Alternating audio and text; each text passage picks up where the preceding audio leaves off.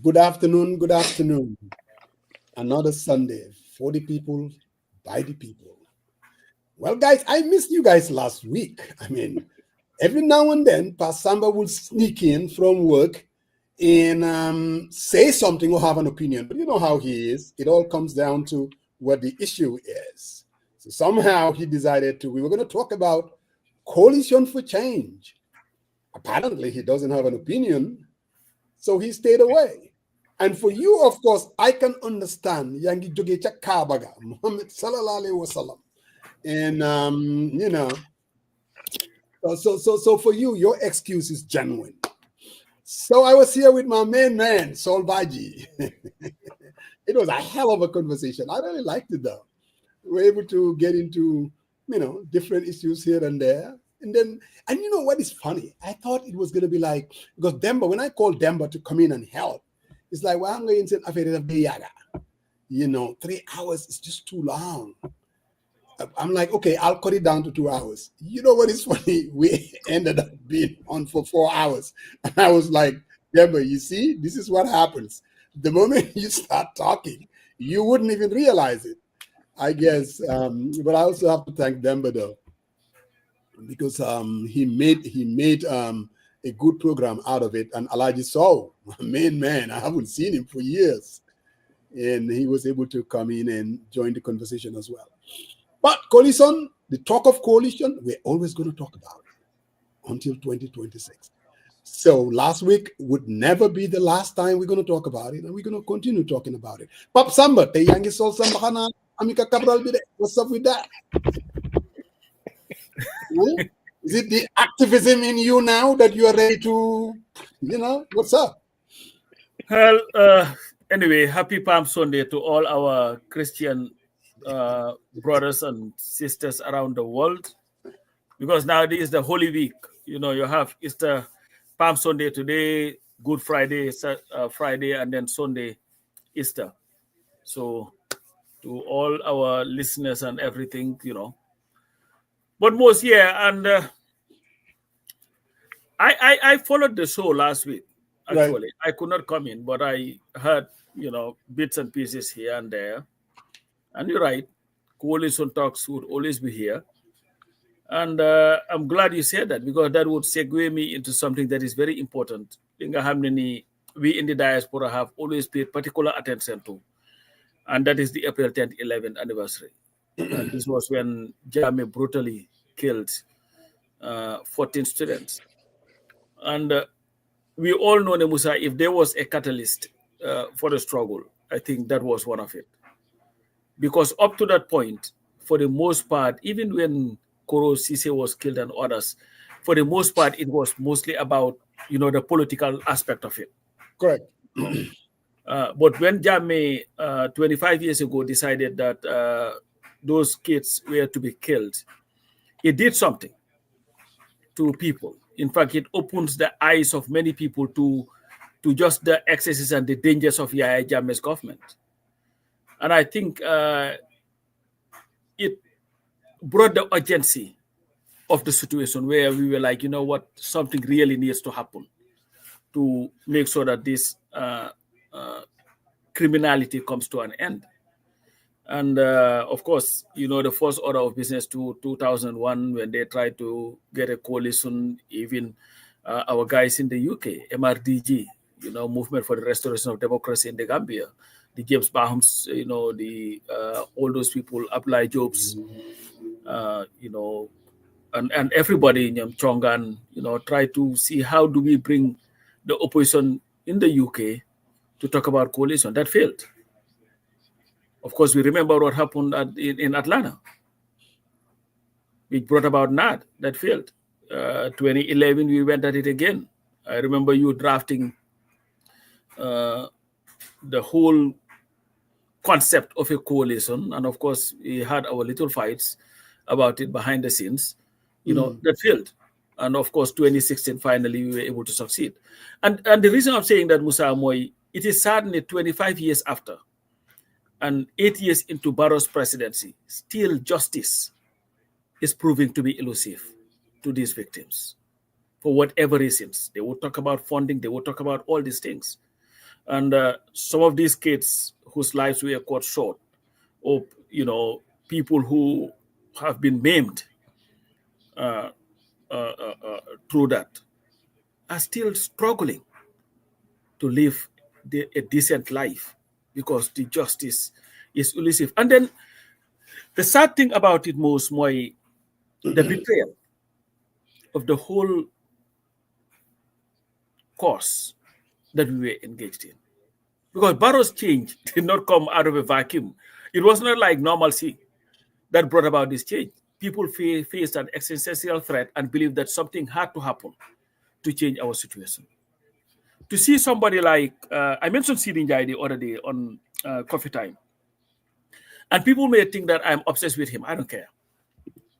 But the situation, though, Moy Musa, when Jammeh killed the kids, he decided to illegally disband the Gambian Student Union, GAMSU, which was headed by Omar Juf.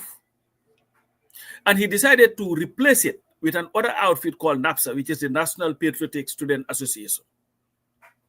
And the selfish people like Seedy Njie became beneficiaries of the blood that was spilled on April 10th, 11. So his prominence was as a result of the killings of 14 students in broad daylight, because that's how he came about. He later rose to the rank of becoming the national coordinator of the institution. So to see these people, these are the people now running the affairs of the government, is just ridiculously sad. And yes, I don't give a damn what people say, whether I'm obsessed with it. But if you have a spineless person, a person who has no core beliefs, a person who is opportunistic like hell, to be the beneficiary of a struggle that was waged on people's blood and lives. Why? This is a guy who cheerled Jammeh's killing of those people and everybody that was killed. Because he was in the forefront of clapping for Jammeh, encouraging him, urging him on. So to have Barrow and his opportunistic outfit to just give the victims the finger and have Seedy Njie, that ridiculous man, to be a beneficiary of a struggle that he fought so hard to make impossible. To me, I think it's the saddest thing, Musa. Let me let's go back to the April 11th. Like you said, when a demonstration of school children led to what one would call a Savile massacre type, what happened in South Africa. People died and some were maimed. Like you said, 25 years later, when we send the dictator packing, the question is, what has this government done? And I think that is a fair interrogation that needs to be made. You said they haven't done a thing. There was a TRRC, an inquiry was made. I didn't say. Hold on, I'm coming. I didn't say you have not done anything. Hold on. Yeah, okay. My brother. Just know that. Go ahead. I am even against you. I want us to go ahead. Sorry about that. To do justice to the issue. So an inquiry was made for the whole world to see what happened in April 11 and who was responsible. The former vice president came and questions were asked about what part did you play? Who did what? So clearly an inquiry was made to the event, to the awful event, if you want to call it that. My question is, has this government, the change that we all wanted to, have we done justice to these people? What have we done, or haven't we done anything? Do you have any information that was done? Or what do you think that should have been done? Absamba. That's where I was going with this. Yeah. Not to say yo dange insinuate ne defundara. No. No. And the reason I said this, Musa, was yesterday they finally inaugurated the Reparation Commission headed by Dr. Loom. And the president talked about his belief that those who were found wanting should pretty much, that's the tool. If I want to borrow to Jawara's statement during the Sanamane trial. But you see, this government has a problem. Musa, you do not introduce a bill to amend the Commission of Inquiry provisions of the Constitution so that you will have the powers to, what did he say, to pardon people who have named during commissions of inquiries. And when he did that, the people that he pardoned were the people that would benefit him the most politically. Musa, then you are not interested in justice. It's just a thing. Musa, I had somebody call me and the person was so, cannot understand why is it that other countries are doing what Gambia was supposed to do, like this Sankorea trial and all these things that is going on. Musa, I don't think it is very hard to prosecute somebody. Even if you cannot prosecute somebody, you cannot just jump and start giving people who have been adversely mentioned in the destruction of our country positions just because it's politically expedient, and they want to turn around and tell people, you know what, I am interested in justice. And Musa, these kids, especially April 10th, 11, when they've waited for too long, Musa, we dealt with them. There was a time that Duga, working with Sigajan, Jukas, and all these people, we were working with these kids. In fact, we had them in Dakar, where they were going through treatments. We were raising money, paying for that. When Adama Barrow came to power, and they met with him in Dakar, he promised that they were going to take care of these young people. And you know what happened? The young people were so overjoyed. They decided to cut short their treatment and went back to the Gambia with the hope that the coalition government was going to take care of them. Musa, nothing happened. Nothing. So they've never, this whole talk about they were taken to Turkey never happened. Musa, the whole Turkey thing, in fact, was a big problem. Nothing. You talk to this Mbai, what's his name? Yusuf Mbais and others to see that whole process and how it was just messed up.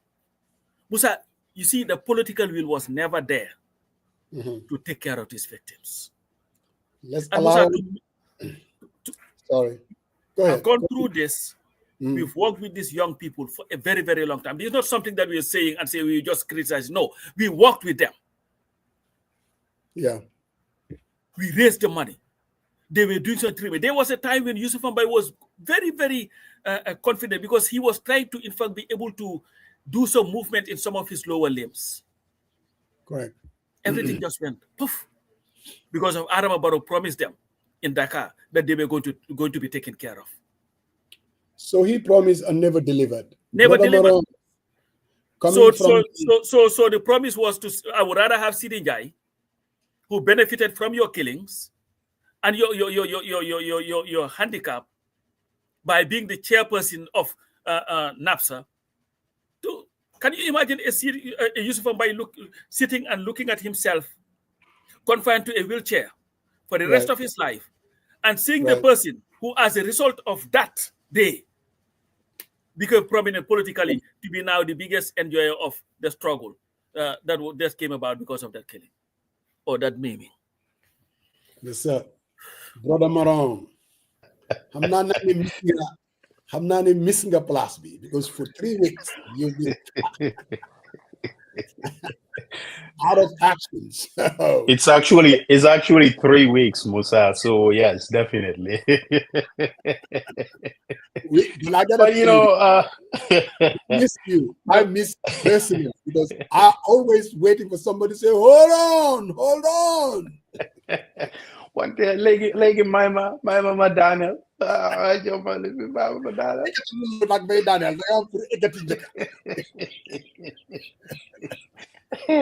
No, I agree. Listening to both of you, and Musa, you asked this question: what has been done? Mm. And Coach buttressed his point, and basically, show what has been happening. Musa, from what you guys are saying up to this week, listening to everything that's happening to that country, and I came to this conclusion, and I said, definitely, what we call deficiency, empathy disorder, that's what's happening in Gambia. And definitely, we call it as it is. People are now feeling they're not putting themselves in other people's shoes, especially folks who had the opportunity to get things right. They're not doing it. So, yes, what he did so far is the realignment with those, pardoning those who have been adversely mentioned, and making them his political juggernauts. That's what he did. I mean, before even a TRRC, we had Janet Commission. People were adversely mentioned. Moving forward, TRRC, he didn't do a damn thing. I mean, these kids promising them, and thinking about Yusuf Mbaye, being on a wheelchair. One of the trademarks of leadership is if you say something, you do it. That's what it is. You don't move around. Danga sama sakado, lolu moy the truth. If you say something, do it. But the whole thing changing color realignment, we can go in circles, but Gambia is definitely. People do not empathize with folks that are going through struggles. And I know that even the chest pounding, being that I am the lion who killed, I'm the lion killer and all that, it's just not true. There are people who died. There were people who are beaten. Families who struggle, kids who don't know their parents, they are orphans. It was all part of this struggle from the time Jammeh took over in 1994 up to 2016. People went out there. They showcased their defiance against oppression. Folks here who are living comfortable life went to Gambia and struggled. Some passed away. Their kids are still orphaned. So basically, this whole notion that I am, during Jammeh time, I'm the bravest guy to go against, it's just not true. It's just not true. How about the folks who knew all the dangers, but shouldering on and went to Gambia and fought, and they fight. They lost the battle. How about the people who went out in the street, Westfield, to shout for electoral reform, and they met with this brutal team who took them on. So we gotta remind each other how this whole thing, and one thing I always say is, Musa Yang, Pasamba Joe, majority of people who follow this platform, prior to 2016, we were very consistent. Our goal was to end dictatorship in the Gambia. We fought for it. The formulas, how the coalition was put together, we were the center seat. We were never against. We love our country, number one. And there was absolutely nothing that would have offered to us that would change our mindset. We all fought. Yeah, the convention came around, Coalition 2026, they picked the guy. We were part of history, and we were part of majority of Gambians who really want to change. The people today who are like, number one, Barrow supporters, where were they? They were nowhere to be found. Absolutely. The reason why we sit here today, we talk about all these things, we really felt that what is happening today are not in line with our shared values and beliefs. And that's why we have to talk. And we're not going to be silent until those are realized. And I think that's what it is. Opposition, when I hear this opposition, I cringe and I laugh, because I think that is the most dishonest label to put around everybody else that speak against the current status quo. And I think it's just rather unfortunate. Rather unfortunate. At least we can say, even our position today, we've aligned ourselves with majority of Gambians and majority of people who believe in democracy, freedom, and the rights of its citizens. And we were with the people. And today, even if another government comes in and did not do exactly what we aspire, we will be here speaking against that government. And that's what my take is for now. Thank you very much. So I just wanted to answer a question that I saw you put on the ticker from Boy Fati. That NAPSA came about after the demonstration. So am I mad at Seedy Njie? So you see, I think sometimes here's the thing. NAPSA was created because of the killings that happened on April 10th, 11. That is an established fact. And Jammeh made so that NAPSA was going to be occupied by people who were going to do his bidding. That was an established fact. And not Gamsu. Okay. Gamsu was unconstitutionally disbanded because Jammeh did not have the powers to disband Gamsu. So what I'm saying here, Seedy Njie can be an opportunist all he wants. But what I'm saying is, Adama Barrow's government did not come about because of we had a normal situation where he just came out with his program, go to elections, and was elected on his merits.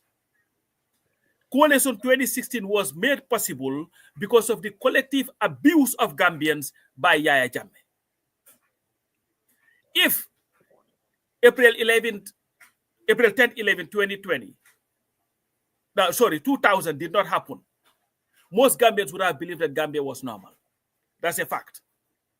Its happening gave lead and urgency to the need for people to come together and find a solution to changing our situation. Hence the beginning of coalition building. If April 14, 16, 2016 did not happen, there would not have been an Adama Barrow as president. And when that happened, a Seedy Njie was standing toe-to-toe with Yaya Jammeh, defending everything that happened to Solo Sendeng and Ousainou and everybody that was arrested. That is a fact. When 2016 happened, on the 9th of December, when Jammeh came and announced that he was dissolving the election, what did he call it? Dissolving the IEC and annulling the elections. Yeah. He had somebody who was with him. His spokesman who became the face of his defiance. It was a Seedy Njie. So my issue with Seedy Njie, and not Seedy Njie the person, but even Adama Barrow, who elevated him to that position, is that it is a mockery of the blood that was spilled for freedom. It is a mockery to the victims and the victim families that the man who cheerleaded Jammeh's dictatorship for that long became the face of the new government that happened as a result of the collective abuse of the Gambian people. Seedy Njie is just a figure, and you will continue to have the Seedy Njies. But my problem is not necessarily with Seedy Njie, because to me he's spineless, he's an opportunist. But with Adama Barrow, who betrayed everybody, including the single Nyasi, the man that he traveled to New York with, the man who died because of everything that Jammeh did to him. The body that Adama Barrow himself escorted back to the Gambia so that Single could be buried. The Solo Sendeng that he called his friend, who was beaten to death by Jammeh's thugs. The Ousainou Darboe that he called his political father, who was jailed unlawfully, unconstitutionally. And do you know how many of those people have died from their tortures? Just check the list of those that have died, who were part of April 14th and April 16th. We gave lead to Adama Barrow being president. So this is my contention to me, but it is, what is it? Well, there is absolutely no doubt, and we've said this here before, that prior to 2016, a lot of effort were done to send Jammeh packing and bring about democratic change to our country. What we are witnessing, Brother Sarian call it a realignment. I mean, normally it tends to happen in quite a few countries, unfortunately. Like Pasamba, it disgusts me when I see people that were on the other side basically cheerleading and fighting to retain the status quo. Now they are the ones basically benefiting from the sweat and blood of people that have paid dearly. But that's the nature of politics, that's the nature of the beast. What is more fundamental is the things that we were fighting for, not the personalities. I cannot stand to see Seedy Njie sitting there as deputy speaker. I cannot. But that's not the most important thing. The most important thing was, what were we fighting for? And have we achieved those things? Are we evolving to achieve those things? I think those are the questions that are more fundamental than anything else. Now, like you said, April 10, 11 happened. The people that were responsible, could the government have done much more in terms of making sure that justice is served? They could have. We all hear the Attorney General talking about what they can do in terms of changing laws and things like that here and there. But it's 10 years later. I ask you questions whether whatever Barrow told them in Dakar, have they delivered? Because I have stories of taking these guys to Turkey. Is that all they did?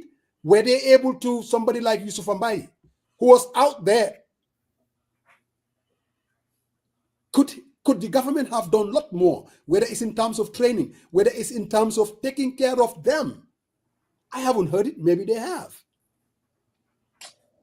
But again, the point that I'm trying to make, Pasamba, in as much as I'm disgusted with seeing the Seedy Njies and the Fabakary Tombong Jattas, the betrayal is about what we were fighting for. And what were we fighting for? We were fighting to restore democracy so that power lies in the people of the Gambian people and not what we had then. We were under a dictatorship.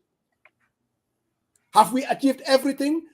Diaspora as a constituency, that is why it aches me when we are still disenfranchised. Because to me, those are the bigger picture things. In other words, we were fighting for so that every Gambian, wherever they live, they should be able to participate and contribute to who is supposed to lead us. That hasn't happened. And that is unfortunate. We were fighting so that every Gambian, wherever you live, that Musa Jeng should be able to go to Gambia and send my message directly to the Gambian people for them to either elect me and I can run for office. That hasn't happened. We were fighting for so that we can change the status quo to bring about at least someone, a leader, a system that is committed to fight corruption. That hasn't happened. But are we at a better place? You better believe we are at a better place. We are definitely at a better place. Has everything been lost? No, absolutely not. Could we have been at a better place? Absolutely. Is our democracy evolving? Yes, it is. Do we have rule of law in the Gambia? Yes, we do have. Are there isolated incidents that one would say, you don't want to go there? So for me, not everything is lost. In as much as I get disgusted when I see people that were on the other side benefiting from, like Pasamba said, people like Single Nyasi paying the ultimate price, or solo sending, or even our good friend who used to be on this platform, Bankamane, what he has done for the struggle. Seedy Njie could never do anything close to that. So if we put it down into personalities, then we are going to be disgusted. Then we are going to be emotional. That's the nature of the beast when it comes to politics. And it's unfortunate. What is important is we have created a country, and I'm sure we're going to be talking about what happened, the issues that came up this week, that Gambia has become a different country. There's a tremendous amount of awareness among the Gambian population. Gambians that you see under the First Republic, and Gambians you see under Jammeh, and the Gambians you see at this present juncture, we are a totally different kind of people. And you can see that. The question is, what are we going to do with that power so that we make sure we elect the right people that will fight for our aspirations? In as much as I'm sympathetic, Pastor, but with everything that you have said, I feel the same way. But I think there is a bigger picture, and that is the kind of Gambia that we would like to create. That's the question. Politicians are going to make decisions that benefits them. Whether you're talking about the United States of America, whether you're talking about anywhere, they are going to align with people that would help them politically. And it's unfortunate. And Barrow is not the first person to do that. And he ain't going to be the last. That's my take. But that doesn't also stop people from calling out his hypocrisy. Oh, absolutely. So that's the thing. Because the issue here, I think, Musa, the point that you're missing here is we are talking about April 10th, 11 and what it meant and how it was betrayed. So let's put it from that context itself. Now, the broader context that's just taking it way out. My focus is here. 25 years ago, young people were killed brutally by Jammeh. He gave the orders, kill those bastards. That's what he said. Young people, some of them are still maimed in wheelchairs. And then Adama Barrow decided to say, you know what, screw the victims. I'm going to align myself with some of the most despicable people who cheerlead the killings that made my presidency possible. Now, saying that does not also negate the fact that I believe that the fight must continue for us to have the Gambia that we all desire. I'm not satisfied with the Gambia that we have. I think we can do much better than the Gambia that we have.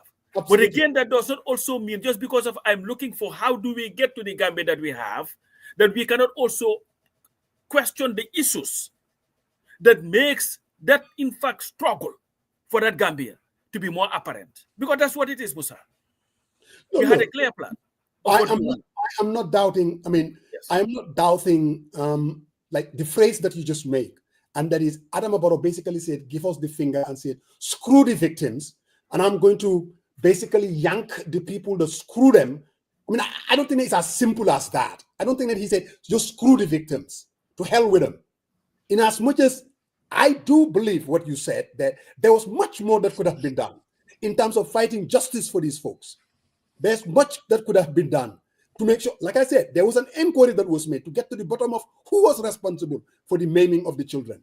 And 25 years later, you and I both know there is no way, whether this current government or any future government, that you can open fire, because that is not the Gambia that we have created. What happened in April 11, 2000 cannot happen today. You know it and I know it. And it's because of not what Barrow is doing, it's because of what we have done to bring about that fundamental change. To me, that is the bigger picture than anything else. What happened in April 10 and 11 cannot happen in the Gambia today, because Gambians will not stomach it. They will not allow. Can I say something, Musa? Let's be very careful. I'm not trying to be, I'm just saying. No. To say that it cannot happen. Look. I say it should not happen, but it cannot happen. I think that is. Let's say it should not. Even during the time of Jammeh, if we want to get into parsing words, what happened shouldn't have happened. So it is not about the suit. What I'm saying is, it did happen during the time of Jammeh, and basically people were enabling him, and everybody else stood quiet. The population, a majority of us, except for what was the guy that was on the radio and passed away, the Christian. Pa da Costa. Pa da Costa was out there.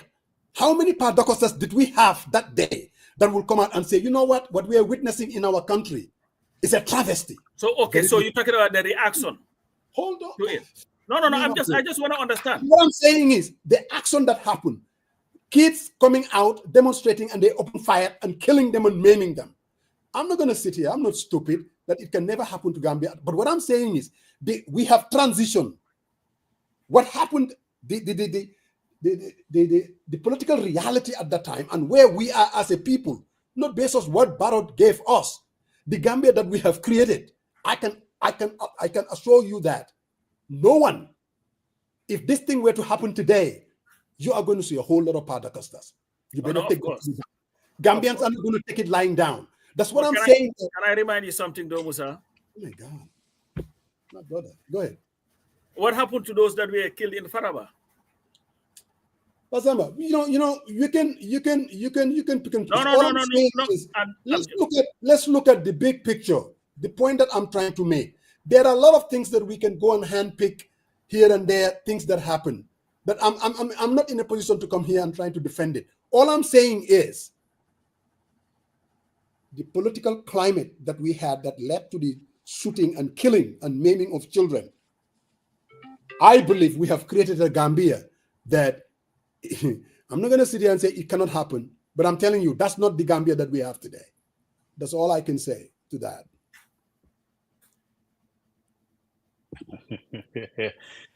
Faramos, I think the key issue here is I think if we're exuberant and start saying it cannot happen, it happened. I mean, Faraba, you can call it pick and choose, but that was an incident clearly. And the history behind that was the locals said, you guys are taking our gravel. The VDC is now benefiting out of it. And they demonstrated, they went down there, they pulled the trigger. They did. So that's a fact. So it's not pick and choose. But if you sit down here and say it cannot never happen, we want to remind you that actually under his leadership, it happened. And someone was killed. So let's be careful with the semantics. No. Hold on a second. Hold on a second. Hold on. Let's be careful with the semantics. Let's be careful with the semantics here. You said we rather say we don't want it to happen, but that it will never happen. Don't say that, because we've seen. And also, I wanted to talk about the political realignment a little bit. Let me take it back. For me to sit here and say that it can never happen, I think that would be the wrong phrase to use. Thank you. The point I'm trying to make is the political climate that led to what happened April 10, 11. There is no doubt that is not the political climate that we live today. And Gambians will not have it. It was only Patacosta that stood against it. I can guarantee you there'll be a lot more of Patacostas. The Gambia that I know today, that they will not take it lying down. That much I can assure you. And Musa, sorry, that's a fair assessment. But to be fair to others, there were some other people, because there were some lawyers like the Batambids and all these people who came together to challenge those killings in court and all that stuff. So that happened. But like I understand what you're saying, where the denunciation that happened on the radio when Paul Padacosta called them like a Yombai, and all those things. That's the thing. But again, to me, at the end of the day, is we have to be a lot more vigilant as a people. We cannot rest on our laurels and just believe that this guy is a good guy. And I know you hate when I say this. And that's just what it is. To me, you must never trust anybody with power in that country, because there is always a possibility that they can abuse the power. And if anything that has been proven right is that it's not how strong the institutions are sometimes. It would take an individual to destroy a whole institution. We've seen that in America now. The whole democratic institution of America has now been shattered by one idiot who sat there and does whatever he wants to do. But anyway, go ahead. And I also wanted to talk about this personality, the realignment stuff. And in one of your statements, you said we can't go for personality. Musa, but how can we, the conversation that we have today, and going back to what you talk about that has not been realized. Say, for example, diaspora voting. Yes. Right? So we've seen a couple of weeks what was done at the National Assembly. Absolutely. And what efforts were done to block that effort in order to allow diaspora to vote. Who was the center of the controversy? Who was the center of the controversy? The same old person. The same old person. You mentioned 2016, for whether you were a coach, when Gambians were railing, they were thinking that there was going to be a civil war. the one person who was working in the streets of Banjul, to saying that this is an independent, bona fide nonsense country. President Jammeh has the right to be president. It's the same freaking person. Individual. So if we talk about personality, this person is always in the crossfire. Absolutely. It is. If hadn't been, they put someone else. You're saying it's the same. No, it's not the same. If we knew this person prey on our people's freedom, the victims, he has no sensitivity whatsoever. Mockery on our conscience. If there was an individual, I can guarantee you, the conversation would have been different. Tell me one of these people who are the number one spokesperson of Barrow today, who hasn't had some type of baggage from the previous administration. It's not a disqualifier, but people have the right to bring this up. It's not a personality. How many qualified Gambians are out there who can fill this position? They weren't. They picked them. Does he have a political weight? Absolutely nonsense. And he doesn't have nothing. Absolutely nothing. Absolutely nothing. What heck has he have for? Divisiveness. That's all he brings. Getting people spike up. That's the truth, Musa. So you cannot differentiate the alignment with personality. We have to talk. The people, and you know, the bizarre thing about this whole thing is none of these people who are victims, whether it's April 10th, their families, you're talking about the solo families of Solo Sunday, they do not have any opportunity to sit at the table and talk to the leaders, empathize with them, listen to their pain for years. That opportunity has not been there. Even the victim center is on track, saying that Barrow hasn't talked to them. That's painful, Musa. At least give them opportunity to sit at the table and discuss. But that hasn't happened. All what he thinks about is political aggrandizement. That's all he cares about. And that's the truth. And we think that, oh, that's okay. It's normal. When changes happen, someone goes out there and pick whatever. No, it's not normal, because we knew there is a staggering debt every single time there is issues and issues and issues of Gambia. And I think if we had people, different people, I think the trajectory will probably be different. That's just my belief. But if we have the same people who put their hands in the cookie jar, who are sitting at Gambia, they haven't even a single day condemned him. Let me push back on that. No, hold on. Let me finish. You're gonna have an opportunity. You're gonna have an opportunity. I'll give it back to you. You said if we had different players, if I understand you right, the country will be at a different trajectory. What would you say? That there were people that were part of the struggle, like Pasamba, me, some other people, Ibrahim Silla, Ibrahim Sankare, that are still there. Fabusane, Alkali Conte. So for anybody to think that the only reason why the country is at the wrong trajectory is because the people that he surrounded himself with, if he had different people, who are those different people? To me, that's a big if. What happened to those people that were just like you and me? What happened to them? What happened to them? Go ask them. Where are they right now? Saying, No, where are they? You go ask. Hold on a second. Hold on. No. You know what? I'm not trying to name people here, but you know, I know. They have zero influence. They have zero influence. No, that's a cop out. They do have influence. No, it's not a cop out. It's not a cop. Where are they? Where are they, Musa? Look, where are those people today? Let me tell you this. Where are those people today? You cannot tell me that it's only Seedy Njie and Fabakary Tombong Jatta, the people that are on the other side. I did not mention Fabakary Tombong Jatta, and I did not mention Seedy Njie. You're the one who are throwing names out there, and you do this all the time. Be careful. Be careful. I did not mention Alkali Conte. I did not mention anybody's name. You're the one who are throwing names there, and I'm asking you, where are those people today? Where are they? My question is this. I picked up for what you've said, that if other people other than the Seedy Njies and the Fabakary, that's what you were implying. then the country would have been on a different trajectory.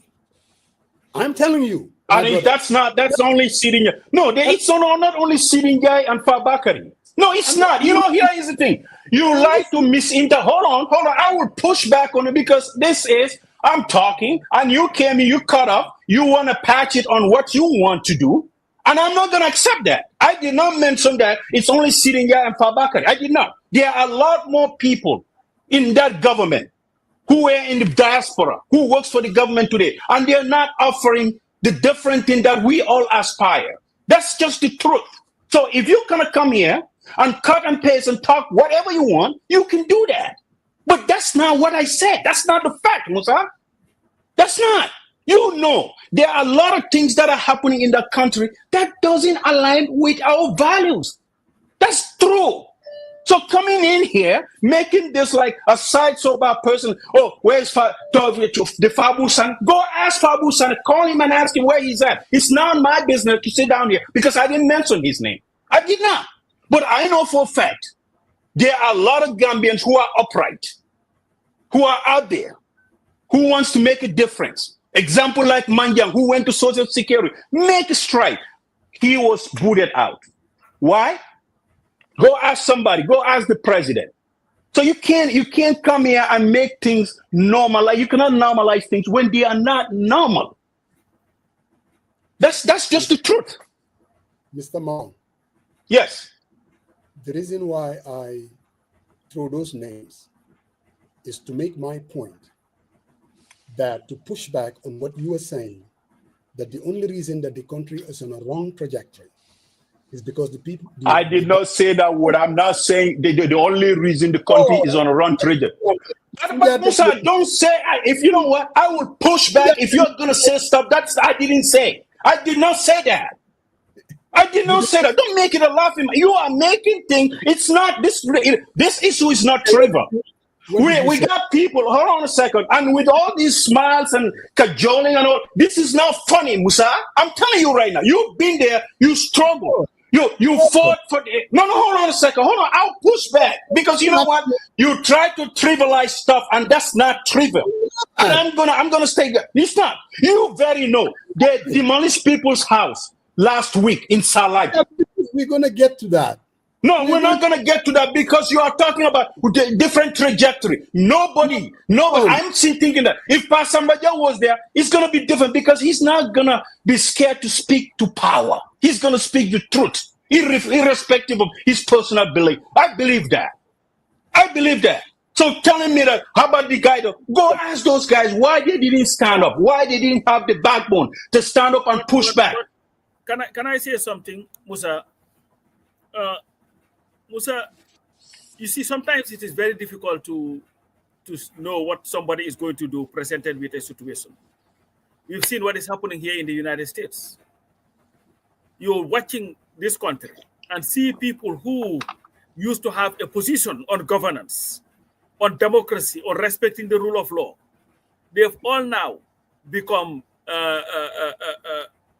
Trump's ass kissers. They don't care about anything but do whatever Trump says. If I had a Republican senator or representative say the other day, if Trump asks us to jump, I will jump 3 times higher than he wants us to jump. Who would have thought you would have ever heard that? But here is the issue though, Musa. The issue is the reason why like this, even this program continues to happen, is that we all believe that the Gambia could be better than where it is today. If the Gambia was running smoothly and nicely, there would not have been a need for us to be having some of these conversations today. So the challenge is, how do we continue to work, to advocate, to agitate, to force people to realize that, hey, we can have a better Gambia than this. Sometimes, yes, we've seen people now, as soon as you give them poison, they've forgotten everything that they stood for. Everything. Let's look at even this thing with Jammeh and his mom. The very people today that are saying, hey, this is not a big deal, were the same people who had a problem when Jammeh used to fly his wife to Sibley Hospital here in DC to give birth, or send the mom to Belgium for checkup. We used to have problems with that universally in the diaspora during the struggle. But today we have people who now have forgotten everything that they fought for. And Musa, this is why we had a very interesting struggle. Not everybody was in it for the same thing. Well, There are people who are activists on steroids, like Musa would call it. Maybe their focus is not what is politically expedient. And there were some who just wanted Barrow to be replaced by somebody that they like so that they can join that party. So those contradictions will continue to happen. But, yes. I want to come back and go back to the point that I was trying to make, because I was picking up from what my good fellow was talking about. And yes, this is not funny. We come here every Sunday. We take our time, Mr. Morong, very seriously and discuss issues. But I do it also and having fun in the process. And that is not to trivialize it, because believe me, I will never be trivializing these issues. The point that you were making, or at least that what I was gleaning, was that the country is on a wrong trajectory because of people he surrounded himself with. Because we were talking about the Seedy Njies, the people that were on the other side. Basically, so we're on the wrong trajectory because of those people. And I'm like, whoop, Bulgaude. There were people that were on our That's your side. words, not mine. That's your words. What's my word? No, the one that you just said, it didn't come from me. It was you. Remind me. Yeah. Like what? Like what? What you just said. What's that I said that is mine and not yours? You said the people like Seedy Njie, the country is on wrong trajectory. When you say, okay, you didn't. That's your words. It's not my. Continue. No, continue. Continue. Baby, if we can talk about platitudes all we want and generalities, but at the end of the day, we have to bog down to the specifics of what we are talking about, so that thousands of people that are watching, they will know what we are saying. Man fognane, when we say the people that he surrounded himself with, most notably, Pasamba was calling out the Seedy Njies specifically, and what he has done during April 10 and 11, from becoming NAFSA. So clearly, that's what we are talking about. And all I'm trying to remind you was, don't get carried away. This idea that we're on the wrong trajectory because of just them and them alone. Like Pasamba said just now, look at the very people that were fighting Trump, calling him Hitler and every name in the book. The last time I checked, Trump is the best thing that has ever happened in this world. That's just realignment and the nature of the politics. Does it make it right? No, it doesn't. Pasamba just said, if our country, just now, he said, if our country was on the right place, then we wouldn't be talking about or agitating. I disagree. We will always agitate. We will always. Because there's no way. And clearly, after the very, look, for me, this guy is very difficult to argue with Musa Jeng, incoherent, because it's impossible. You cannot be on both sides. What both sides? This is not about sides as far as I'm concerned. I come here every day to speak my mind. I don't speak to the gallery. Somebody just accused me of that. No. I speak the way I see it. Pasamba speaks the way he sees it. Marong speaks the way he sees it. It's not about sides to me. It's about, I am a witness going all the way back to 2001 to 2025. Not only was I a witness, it's somebody who participated. So my brother, at least, if I cannot vote, I should be able to have an opinion of what I think. So, coming back to the issue at hand, Brother Marong, I am not naming the Fabus, the Alkali contest, the Ibrahim Silas, but just to give at least a trust to the argument that there are other people that are basically participated and contributed to the very betrayal that we are talking about. So let's be careful. It is not all about just Seedy Njie and Fabakary. Trust me, it's not. Yeah, and you know, Musa, to add to your point, like me, if I were to be part of Barrow's government and I have to serve in the same party or whatever with a Seedy Njie and Fabakary, hell no, that's not going to happen. I would have left.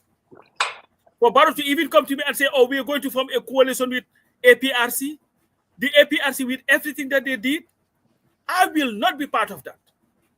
I'll say, you know what, take your NPP and your what you call it, your APRC coalition and do whatever you want with it. I would not be part of that. So you're saying, if you were reached out to join the government and contribute your quota, because Seedy Njie is there, you say, I ain't doing it. No. All I'm telling you, me. I'm just asking. Musa, there was a you see, this is the issue, man. Why? Okay, and here is the reason why. You see, No. But ask the man the question. You know the man's stand. You know where he stand on everything. No. From German days up to today.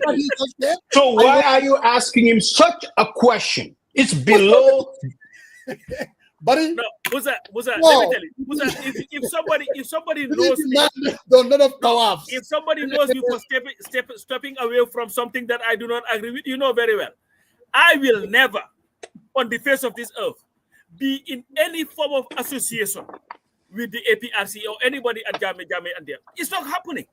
You come to me and tell me that you're forming a coalition with the APRC. I'm not talking about. I'm not. No. Let me say this. I remember years ago when we were into these coalition talks. Actually, it's not even years ago. This was before 2021, and we were talking about DOI, the party that you support. And I'm like, you know what? We were just kind of, how we normally do, just talk about issues and how a party can help itself. And then we talked about, DOI can pretty much make moves and align with some of these APRC elements. What was the name of the guy that was so Defonyi and he lost his election bid? He had a relationship with Amul Nyasi. Amul Nyasi, and we were just talking and saying, you know what? If Halifa were to work with the Amul Nyasis of this world, this is one way that DOI can have inroads in terms of expanding its base. And you're like, no, man, we're not going to do that shit, So do I know now? But that's the reason why I'm asking this question is not firm an alliance, but the fact you're telling me that you will not work for this government as long as, and again, clarification, as long as a Seedy Njie is working for the government. Is that what you're saying? Let me put it this way, Musa. I will not be Is that what you're saying? Yes, I will not be in any association with a Seedy Njie, and especially work for a government that is a coalition of the APRC and any party. And let me tell you why, Musa. Got it. Jammeh was in Equatorial Guinea. He sat there talking about complaining about his food. Now you're laughing. This is not funny. No. Seria, he's trying to provoke you. Here is, Musa, the thing. To me, my fight from day one when Jammeh came to power was always focused on democracy, and of course, when he started killing, on the victims. To see Fabakary Tombong Jatta call the TRRC as a witch hunt and said that the TRRC report should be thrown in the dustbin. That's what he said, isn't it? He said, take this report and throw it in the dustbin. There was no one more disgusting, more contemptuous towards the victims as Fabakary Tombong Jatta. Did he organize a whole protest against the TRRC? So to me, somebody who has never shown any remorse towards Jammeh's victims, to come and say that I'm forming a coalition with your party, so come and join me to bring about democracy. First of all, Fabakary Tombong Jatta doesn't bring in democracy. He doesn't believe in it. He has always been an enabler and cheerleader of dictatorship. So this is why I will never, and I'm making this absolutely clear, if it happens, call me Kosongo or whatever they call that guy, Kosongo and BA Army. I will never work in a government that has anything to do with the APR. I will walk away from it. I want to read this argument that I just picked up on social media from Latirka. Musa, before you read that, let me ask you a question. Yes, sir. As things stand today, you know the composition of the government. You know the key players in the government. If the president pick up a phone and call you today and said, Musa Yang, I need you to join my government, what will be your take? I will join the government. if I believe that I can go in and make a difference. I am not going to allow a Seedy Njie or Fabakary or anybody else or any element that I disagree with to stand in my way to pursue and make a difference. I will join. What I will not do is to capitulate to things that I believe would not be in the interest of the country. I will not do that. But let what me say are those this. things? Let me say this very clearly for anybody listening to my answer. I am not interested in joining this government.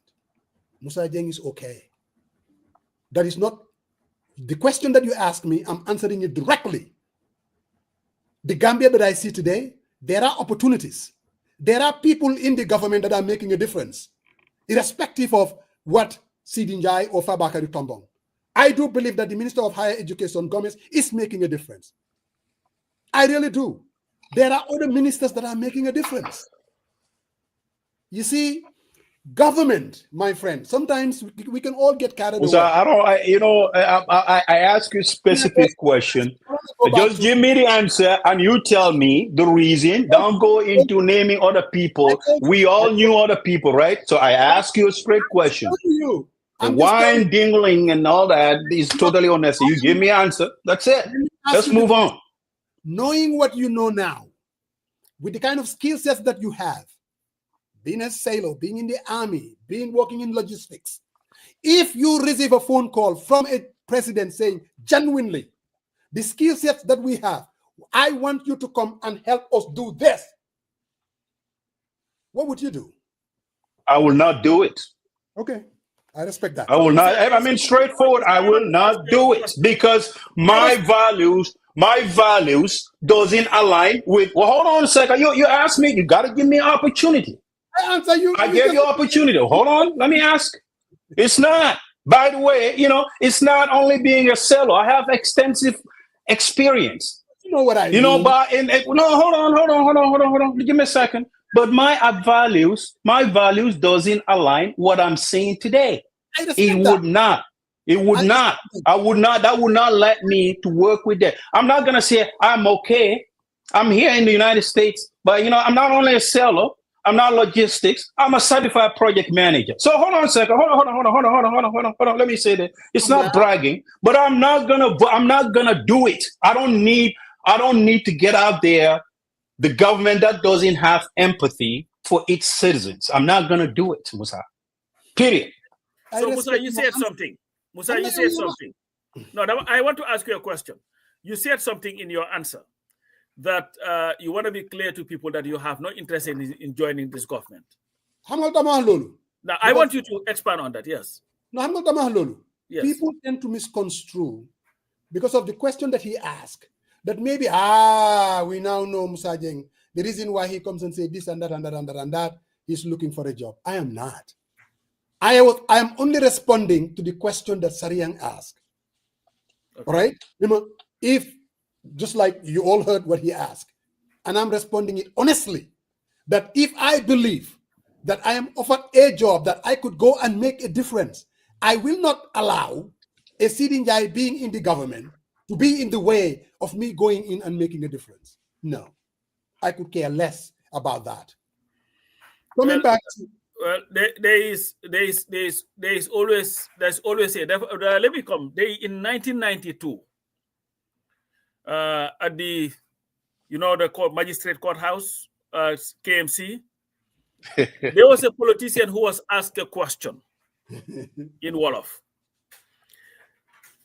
Yange binde ni ñange jang yange wax ni ñange deglu mu ne ko waaw mu ne ko ndax nguur gi tey suñ ne li fi noon di nga dem mu ne ko every mbay loon laajte question bi waji ne ko every mu ne ko leeralal wax ji lan mooy lifin mu ne ko ndax su la nguur gi jëloon tey nga liggéey ndax di nga dem mu ne ko every mu ne ko naam mu ne ko wàcc ci toogi ba am lijjiti si jeria mu ne ko waaw mu ne nga sol sa boobu mu weex tal dugal sa li si jer lijjiti si jeria lu laa dal mu ne ko da ngay tilim mu ne ko looloy man ak nguur gi bëgguma lu ma tilimal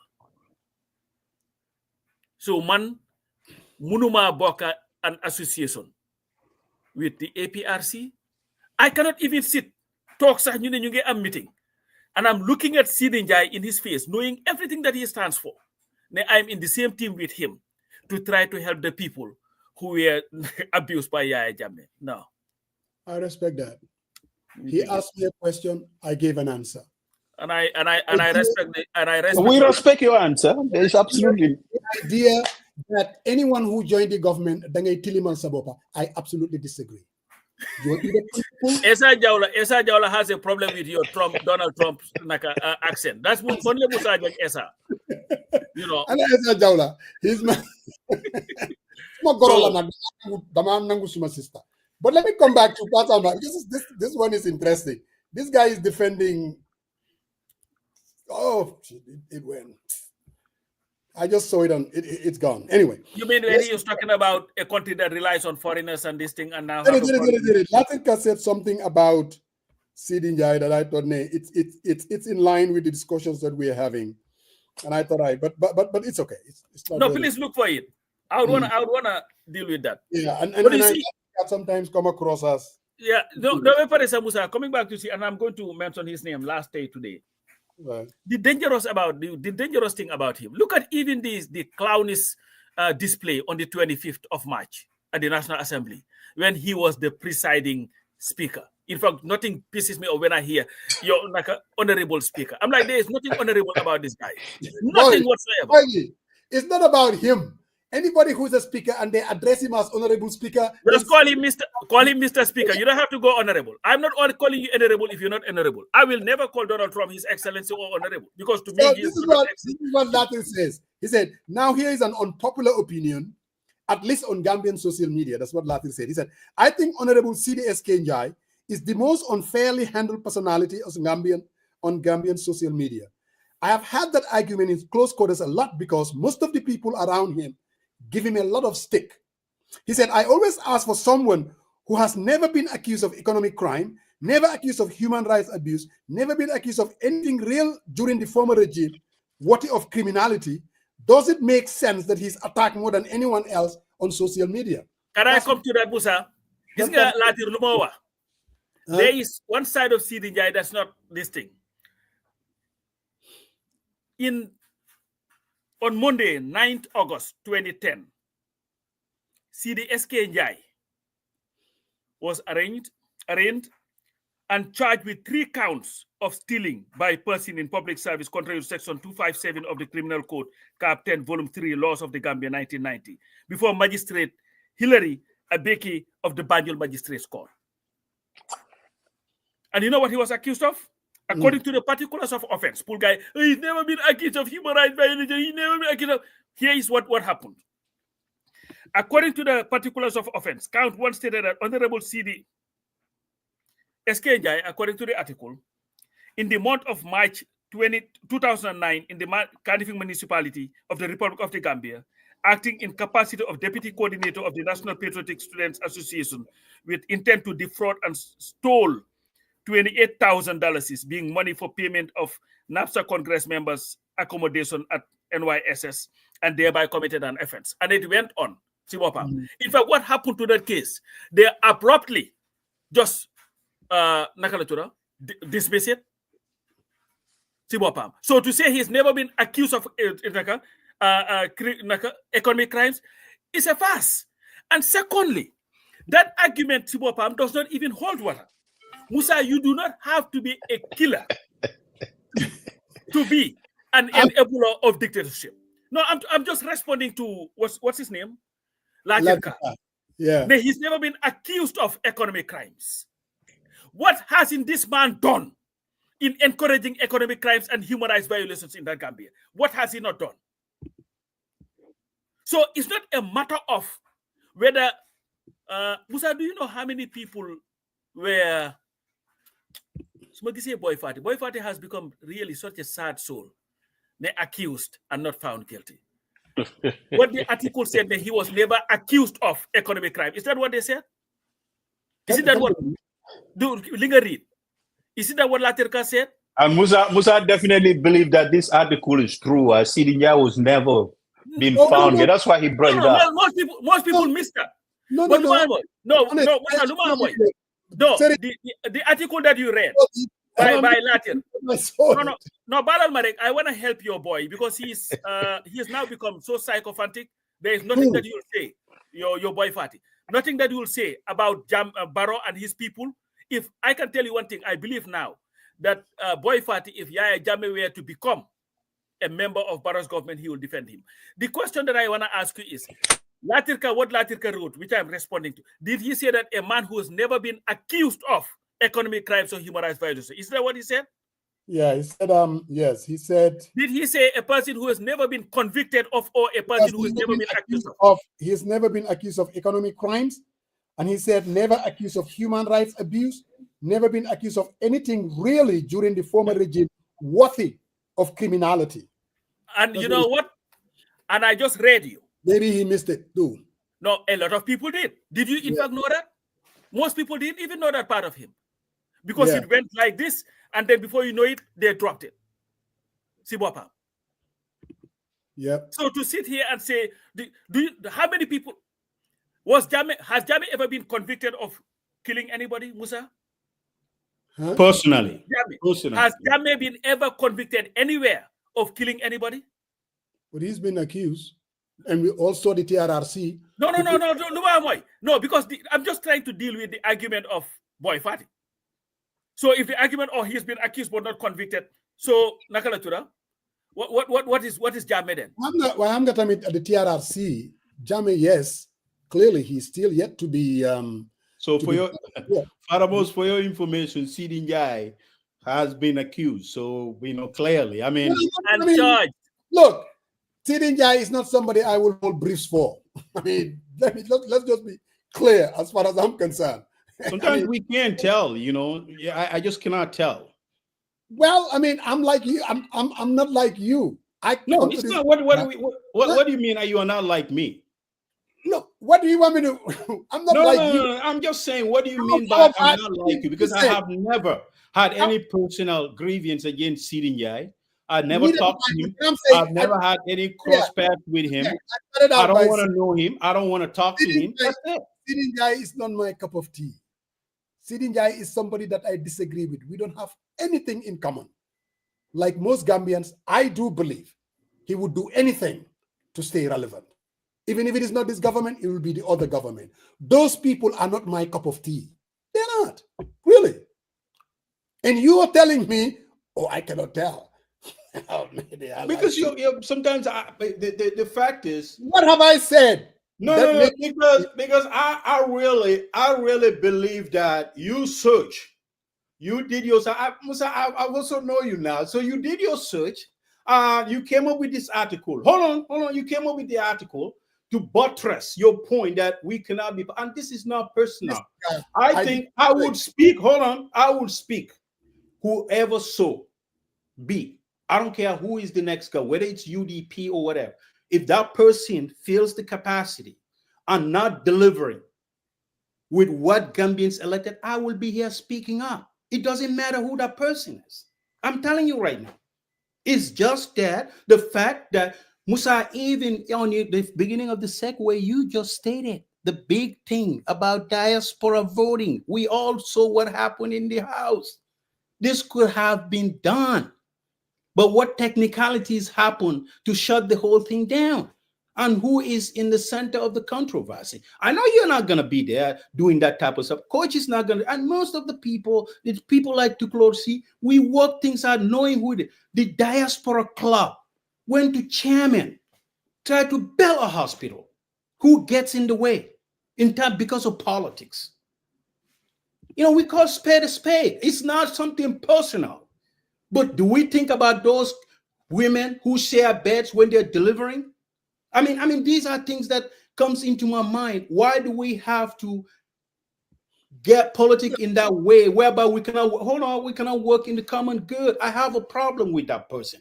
I really do, because I think at the end of the day, we all need to work together for the betterment of the Gambia, not citing whether someone will take political credit of it or what. It's irrelevant to me, to be honest. That's what my point is. Yeah. I mean, all I'm saying is, if the question that you asked me, if you were given the opportunity to work for this government, and I said, I'm not even going to allow a Seedy Njie to be, what's the right word, impediment or a consideration for me to take it or leave it, and somehow that makes me to be cool with Seedy Njie, I think then people, they can believe whatever they want to believe. This has nothing to do with Seedy Njie. Seedy Njie is not my kind of guy. You know, he's slippery. I mean, I witnessed Seedy Njie basically fighting for Jammeh to stay in power and do whatever it takes. How in God's name will I come today and say everything about Seedy Njie is cool? No.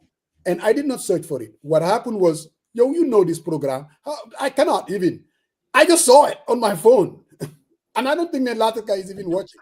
This was posted maybe. I believe you, Father Mose. Whatever. I don't doubt you. I told you that. Talking about that issue. But I have to challenge you sometime, not later. If we are in the platform, you always challenge me to come clear. I want to challenge you because I mean the perception there is okay. Knowing Musajin, knowing Musajin for many. Hold on, knowing Musajin, Coach Pasamba Jow, the Alagi Baro, the Sigaja and Tuklorsi, Lamdos, and everybody. Sometimes I jiggle. So when I saw these comments, you know, like, oh, you don't like the Gambia either. These are people for many, many years out of their own freaking dime, right? They were taking their own money, volunteering, going out there speaking against impunity, right? So I think where it gets mixed up a little bit is the messaging part, where you cannot be for something and against it. You gotta speak in clear and concise terms. That's the problem. It's not about personality. The reason, even I just want to make sure, even the reason why I said, if there are other people who are hired in this position, maybe we're not gonna have this rancor and political backlash that we are having, but the person continued to have a persistent track record. From 2016 all the way, every single time he is in the crossfire. So, hang on, more funny. How people sometimes, but I just saw my nephew's comment when Musa Jeng will have anything as far as it's going to be. So Esa Jaula is your nephew? It's my something. What do they call that? It's married to it's not my nephew per se. He's my nephew. He could be my nephew. But we're close like that. He's married to your niece or nephew? No. Esa is married to Mama. Is married to Raki Babu Karsila. Oh, okay. So I met him at Babu Karsila. Nangul Sajabarek. That's it. Hey, boy is crying over spilled milk, coach. He said you need to apologize to him. I don't know what you need to apologize. What that means. So what have we done? Or what have I said that is weakening? I mean, it's politics. That's dangerous, huh? What is what? People will always take and bring UDP into the mix for whatever reason. No, you haven't seen anything. You haven't seen anything per se against UDP. No, you haven't. But look at what he said. Musa Jeng, Musa, here's the thing. That you haven't seen anything that is again. You are sometimes. I myself, knowing Father Mose, I get confused. You are my boss, or with all due respect, but sometimes you muddle things and it's unclear. And people think I talk like the big because I am passionate, and I'm not gonna never be quiet until we achieve what we need to achieve. Because I think you're saying we're in a different area. Yes, I agree. Democracy, freedom of expression, we did, but we still have our struggles. Right? We still have those struggles, and we could do better as a country. I agree with that. Right? Let me say this. From day one, when the change happened, some of us were still agitating until today. Yeah, we gotta continue to agitate. People have flip-flop all over the place based on whether they perceive that this is their government or not. So that's true. I am not going to allow. I'm serious. People have flipped. You see, Gambians. But you support Barrow too. I support Barrow. That's what I'm trying to say. At the onset here. Hold on. At the onset here, when I spoke, I said I support the president. I did. And today, Saria, yes, you supported the president. But when policies and decisions started, the president making them, you came out and you disagree with those decisions. There are people that were basically justifying those decisions because they thought at that time, and now let me even talk about UDP then. so that people can really get angry.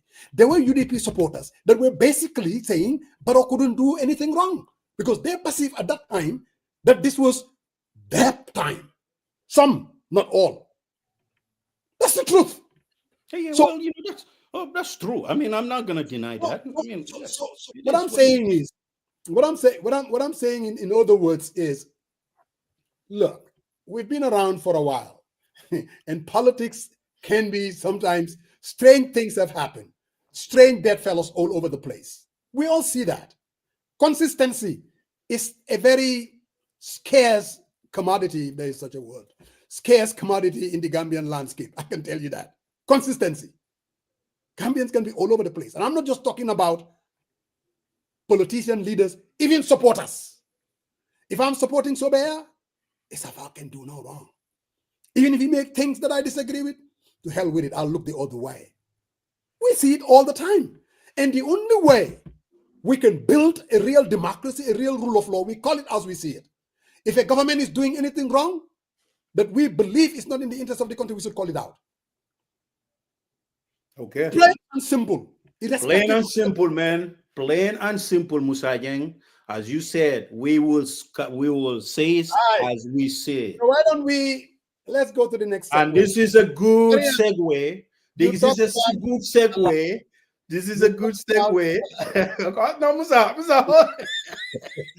This is a good segue as you say it. And I know you're a man of your word. You will call it as you see it. Always. I think that's a good opportunity about the 3.6 million scandal and the Salagi fiasco. So with that, Father Mose, okay, say it as it is. We go Salagi, and we're gonna go to the memo that was leaked out. No problem. Whatever you decide. Big story. No problem. Salagi, Sariang, what happened in Salagi? Muneketa. I don't know, man. Musa, I cannot. I watched that program and I had to put the phone down because the reason I said deficiency, empathy disorder is just listening to those people, their reaction, some of them crying. It really hurts me. I put myself in their shoe like, they are my sisters. How about if my sister was a victim, or my brother, or my uncle, right? So I really felt it. And on Friday I was watching Bantaba, and I couldn't continue watching it. So because I listened to, you could tell the people who are just doing Monday quarterbacking and the folks who are victims who feel the pain.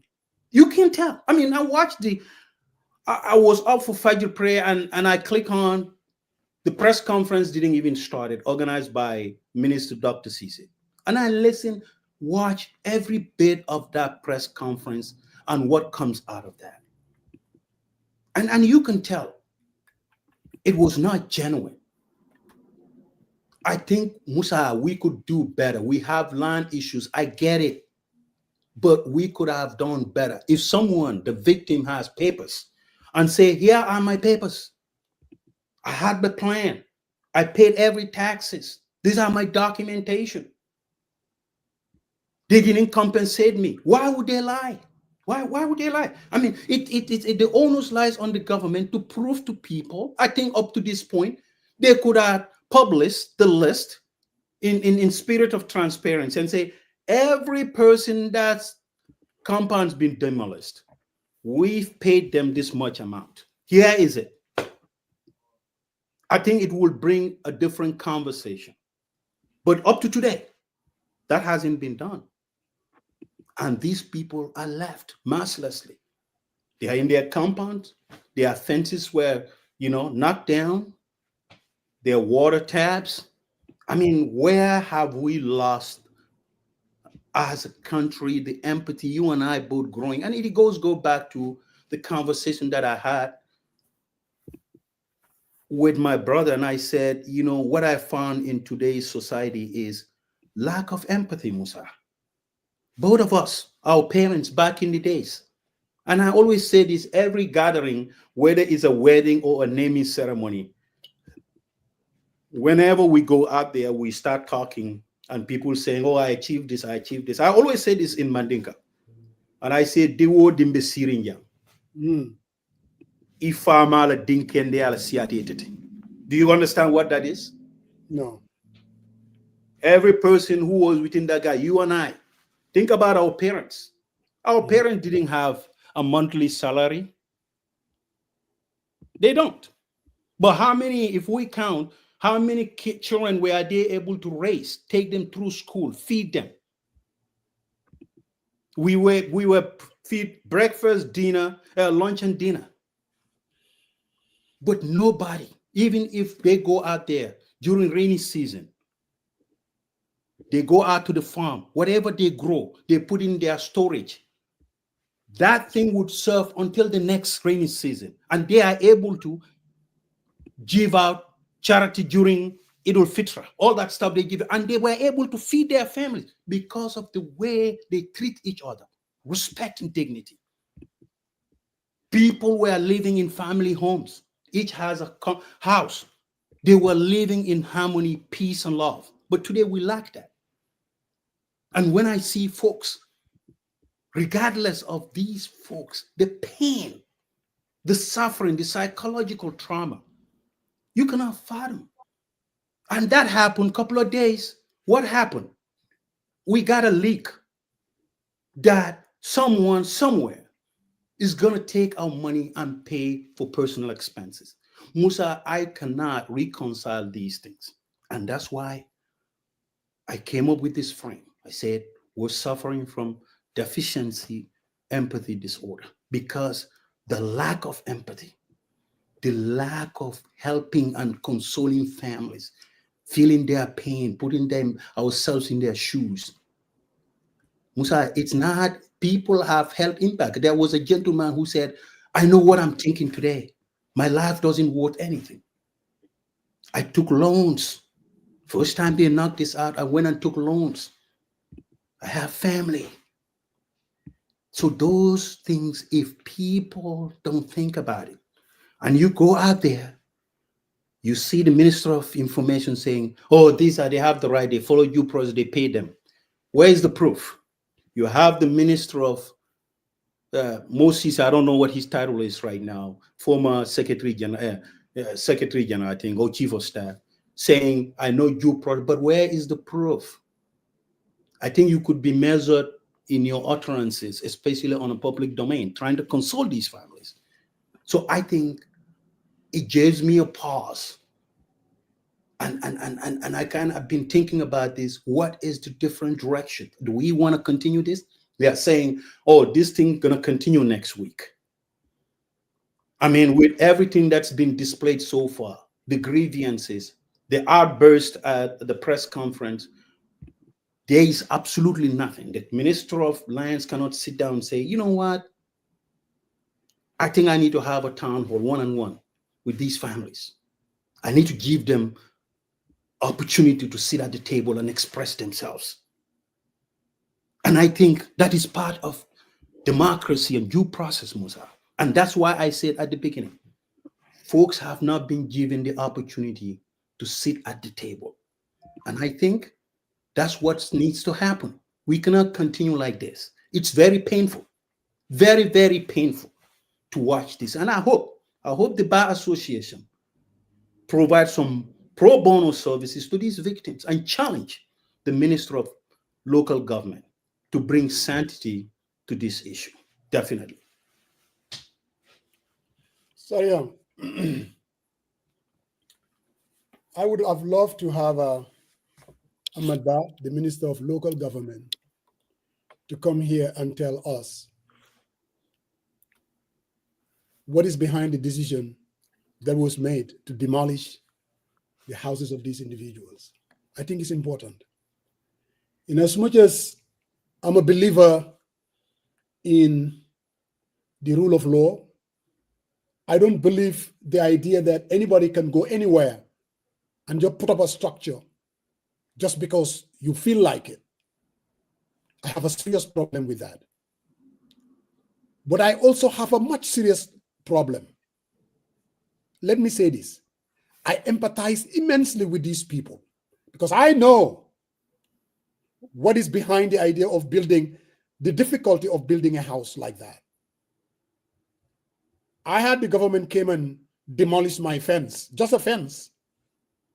And I was mad as hell. Forget about the compensation that came later. But the problem that we have in the Gambia, the land issue is a mess. Physical planning is in a mess. When you are evolving and changing a system, you should be a little bit more careful. Yes, the law is the law. No one should take the law into their own hands and just build a house because you believe the property belongs to you. I disagree with that. But because you have a system that is so bad, you have court cases, this land issue that goes for the last 5-6 years. Government so were a joke. Pour them the Daniel ko hamne spend almost $5 to $6 million to build a house. You should be much more, not only empathic, but be careful. Because what you have is a bad system. So the system is clear. You go to land's office, you have to have a title deed, you apply, they'll give you a building permit, and that is this system, then yes. Let's say here in the United States, don't want them like anywhere and just build. I mean, they're gonna, I'm telling you, they're gonna bulldozer it. Then cause sanitability. Anybody who does that, any serious country will not allow people to just them definitely near. I have an issue with Sariang Marong. Mane bisuma kerla. We know how Gambia is. You know, bro, demal renga fence ko.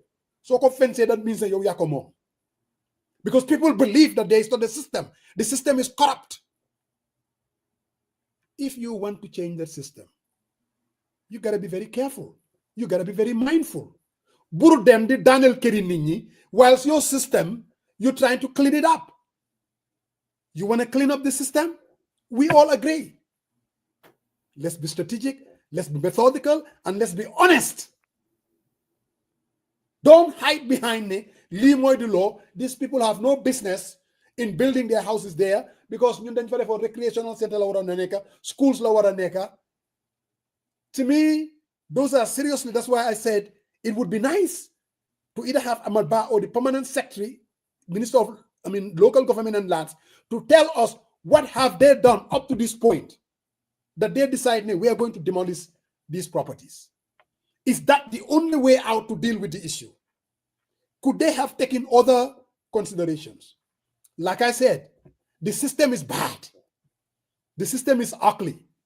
There is corruption to the core.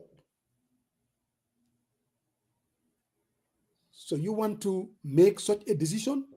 Ko xamne lim am yep daf ko def ci këram googu leen nga ñëw daaneel ko diggi bëccëg ak ndara kam.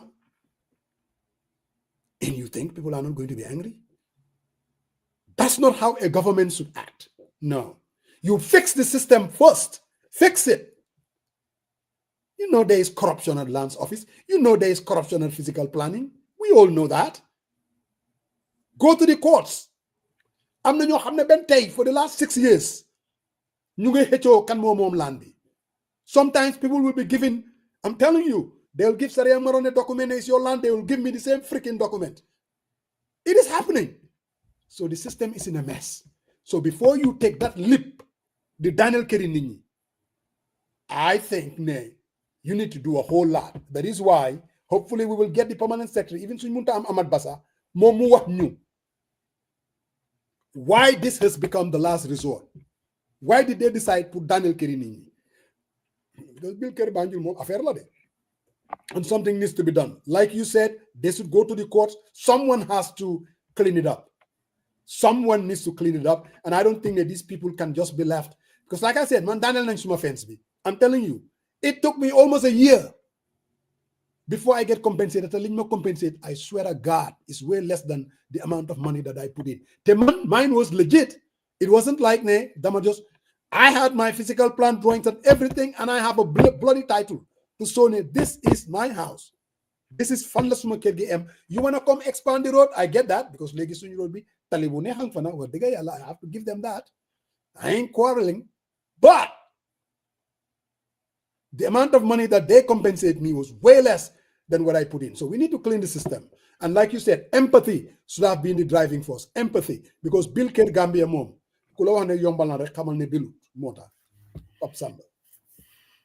Musa, the Gambia is a very sad country. And I think the biggest problem that this government continues to make is that they are carrying out the policies of Jammeh. Remember the demolitions at Batakunko, you know, and all those people, the Nyang Jais, still yet they have not even been compensated. So if you have a system that is broken, as you said, nobody knows what is what. Have you ever been to some of these offices, land office or physical planning, or even go to Board of Health, to see the amount of piles of papers that are sitting there? Maybe they've been there since Musa Jeng, when he was going to primary school, 1952. They're all piled up there. How are you able to, in fact, know who owns what and where? So, like you said, Musa, you see, government must be empathetic sometimes. You know, you have to have empathy towards the people that you govern.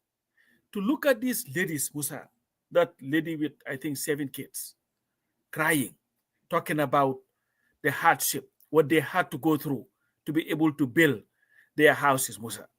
And just one day, the government just comes and say, you know what, you violated the law, we are just bringing everything down.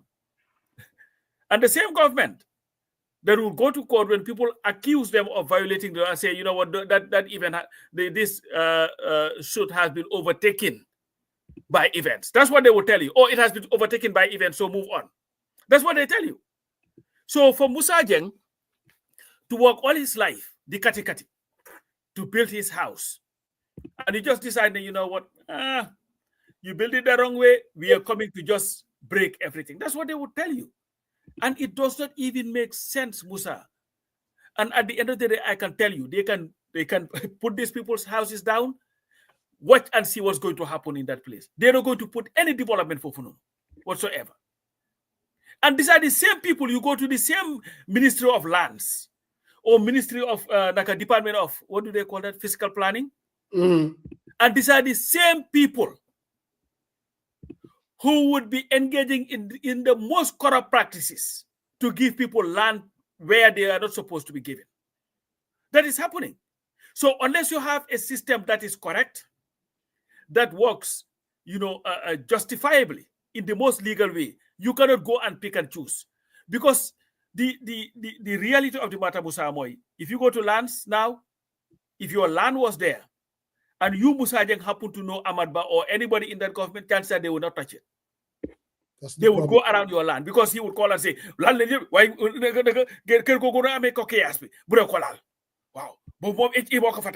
If Adama Barrow had a land there, illegally situated, they would never touch it.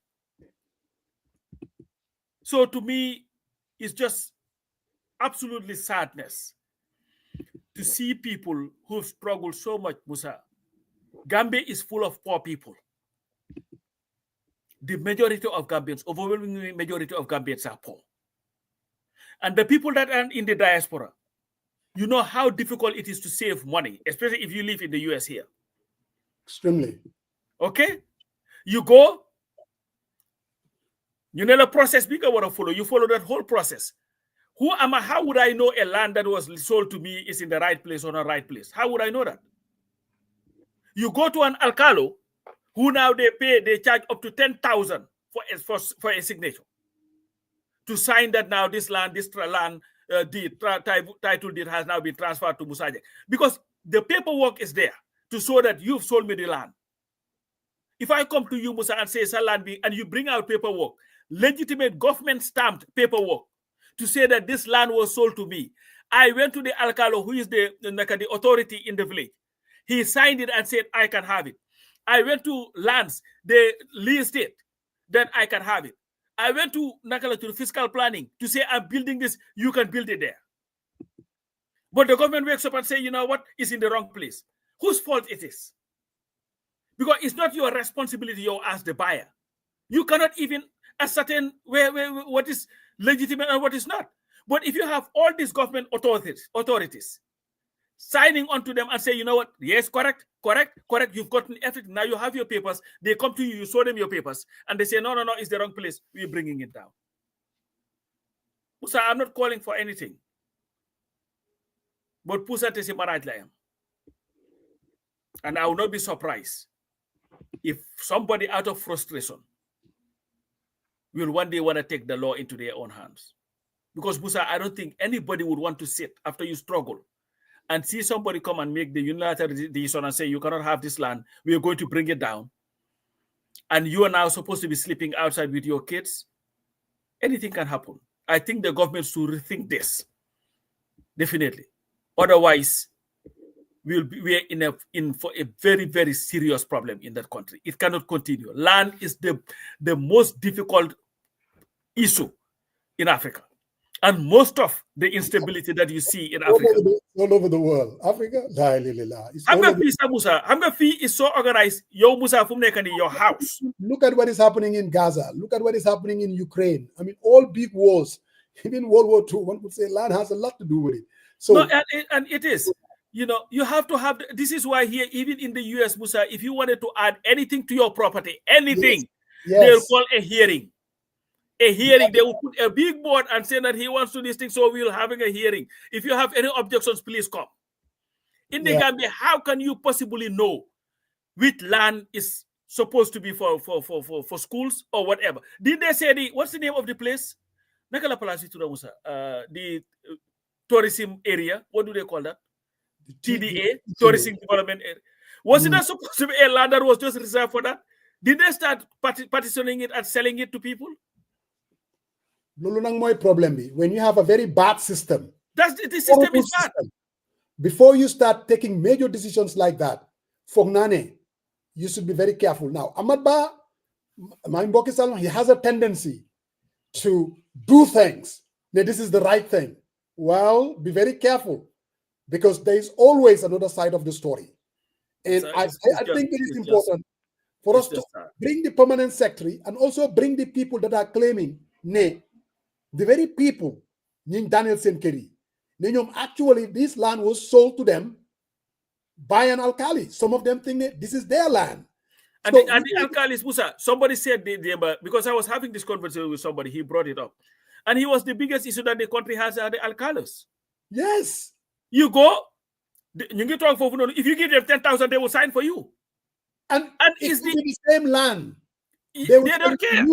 Sell it to 2-3 other people. Mom la wax competition bi xam nga fan la nekk yow ñun ñep dem nañ Gambia bro. You buy a land and you talk to a friend ne ko man de suma land bi ni waaye dafa mel ni gars dañ ko bëgg alkali bi daf ko bëgg you know la boy bi demal fence ko. That is the advice. Because of the system is broken. The system is so poor. So ko xam ne mo gëna am what I would say physical presence, and most of these people that actually went ahead and built, that is the psychology. I'm going to build this damn thing in order to own it. When I was buying, I was very, very careful to make sure, you know what? Because I'm not going to sit here, work all my hours, buy a land, and then one day somebody comes and say, no, this thing. I made sure it went through a lawyer and made sure everything that was supposed to be present, the lease and everything was there, documents and then Harabidora, I'm not sure if anybody wants to come and take it, you know. But the thing is, how many people can afford that? The court cases takes forever. I'm telling you, 5-6 years. I'm serious. There is absolutely so again, you become the new minister a year ago, 2 years ago, Ahmad Ba, local government. Yes, you want to make a difference. Yes, you want to supposedly, make sure that policies are followed to the letter. But you have a much more pressing issue. And that is, and open up the system and find out and fix the system first. Balanga dem di Daniel Kerinini. I think that we can do the art so that we can get into the big one, the president's mothers. The one that Sariang is kind of baiting me. Sariang, I think that Sariang, you should know that Musa missed you. Them not tawaf. Yes, he missed you talking about hold on. So now he's trying to get into that. I got text. I got a few text messages were like, "Oh, he tried to get you all ramped up." I said, "No, he's not. I got to defend my turf, so I got to push back a little bit. It's all right. I still love the brother, man. I love the brother, man. Okay, but I got to push back a little bit. Okay. I'm glad you're pushing back. We got to do the ads, right? Yeah, and then we can get to the...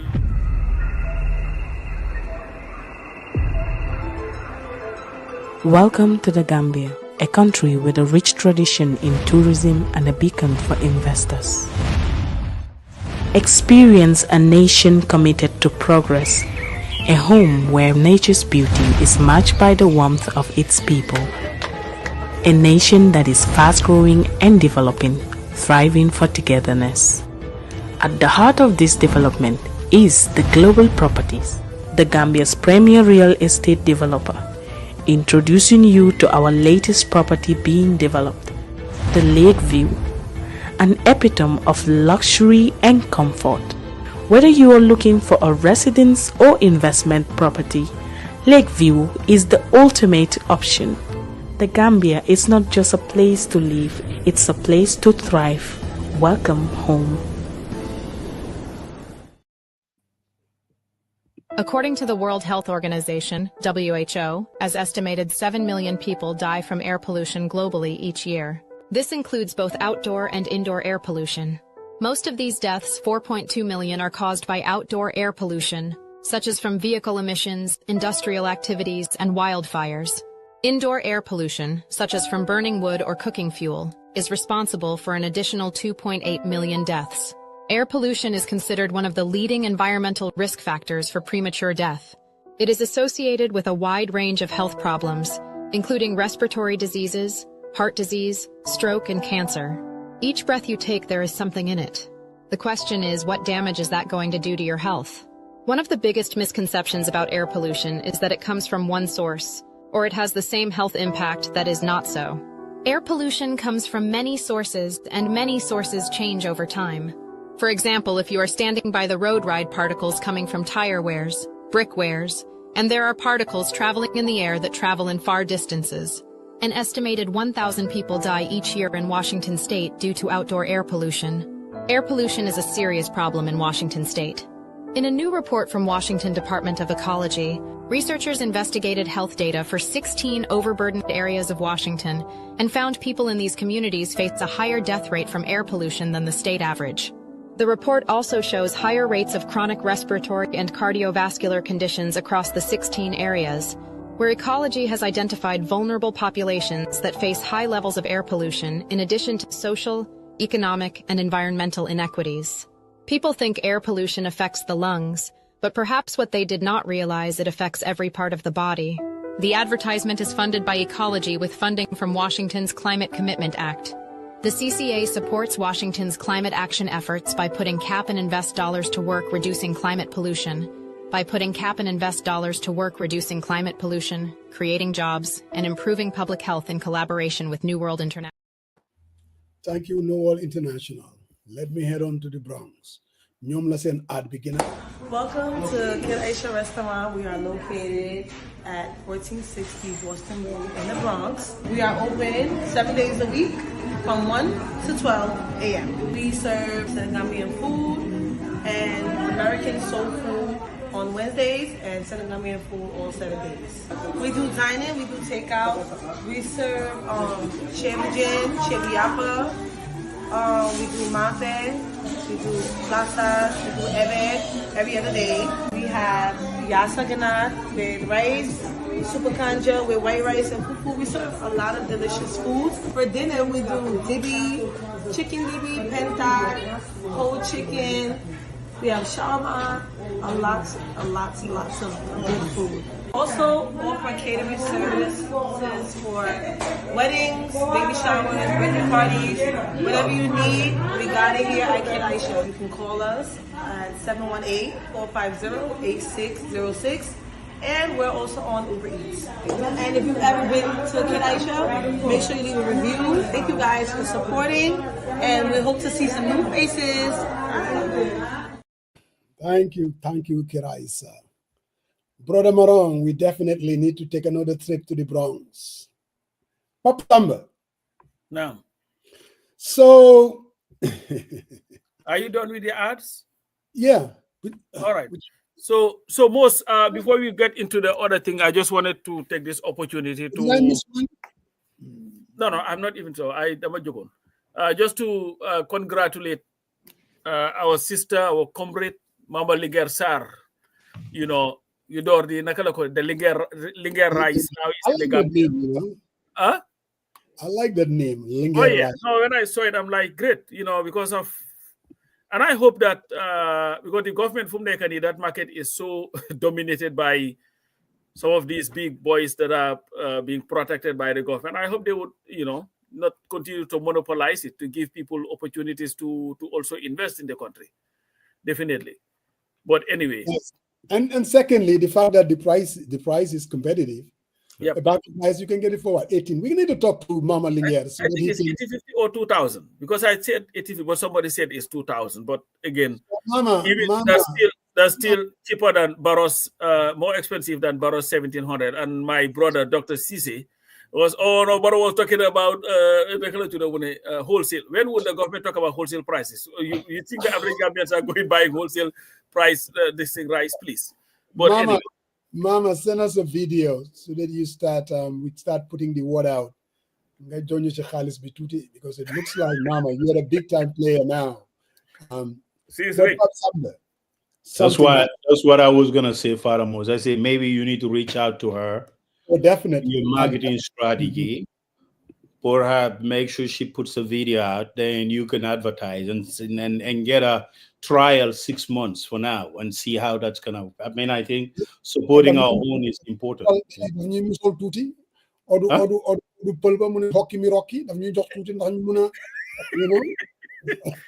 And we can definitely sway, especially if she has the ability, you know, to deliver, or they can pick it up. You know, all those information is important. Then we'll say, hey, or you know, information. Does she have an ability to do Zelle or Cash App and all, PayPal? All that stuff is important. So the easier, the better. Then Diaspora can support.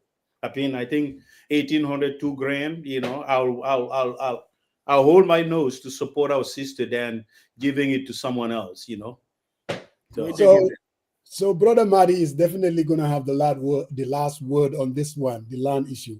And I think it kind of captured what most of us said, that the land issue in the Gambia is the most farcical and corrupt enterprise, he said. The government takes community land and call it reserve land.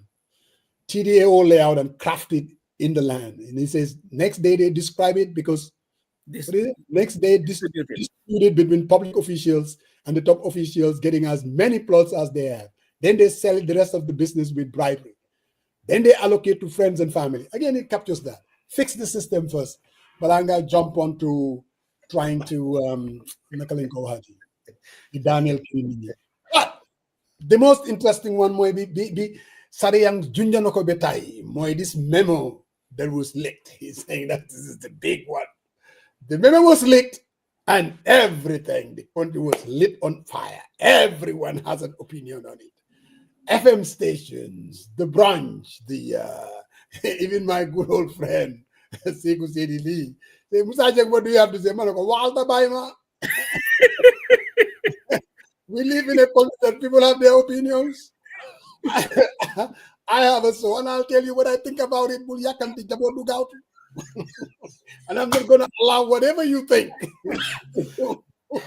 dictates what I'm going to say. But Pop Samba, Musa, to me, I'm going to focus. A lot of people are focusing on the money that was spent. But I want to shift the focus to something else. And I think what this thing proves is a government that has failed in its deliveries of services to the Gambian people. It wasn't long ago when Barrow went on his Meet the People tour. I don't know whether you guys remember that, and was touting the healthcare system in the Gambia. In fact, went to the extent of nearly comparing it to what is happening in the UK and in the US and all that. I don't know whether you guys remember that, because I was watching it. Huh? He said the best in the sub-region. Yes. So, Musa, if our healthcare system is the best in the sub-region, but you do not even trust it for your mom to use, what does that say about the system itself?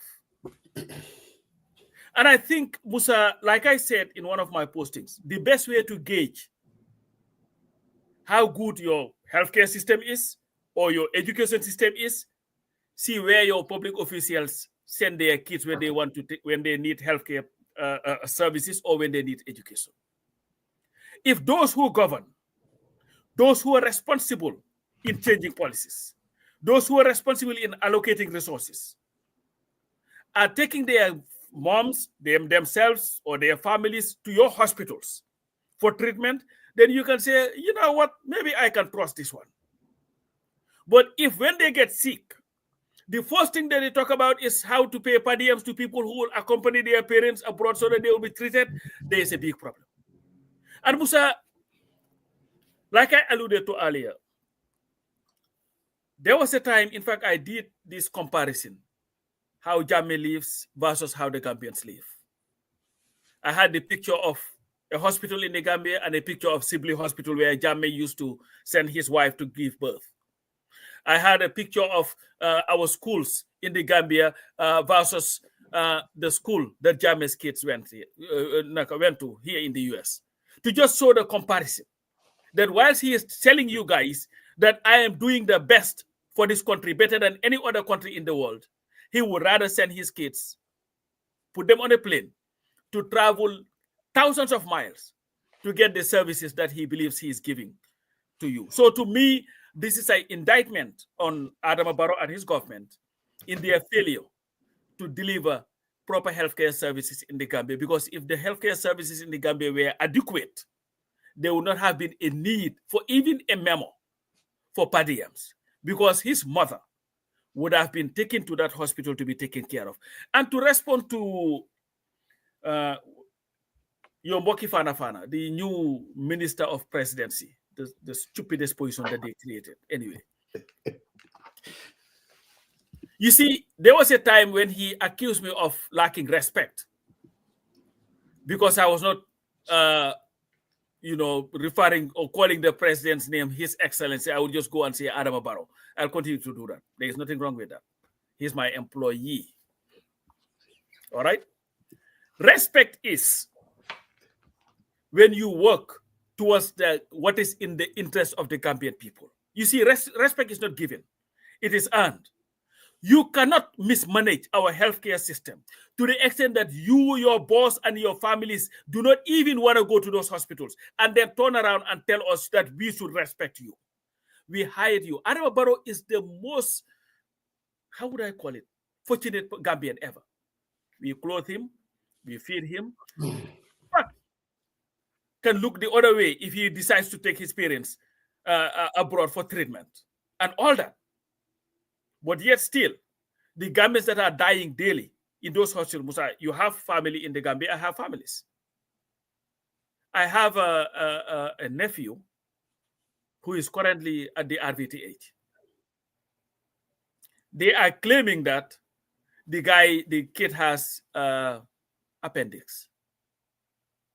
Musa, that kid has been there before Bete.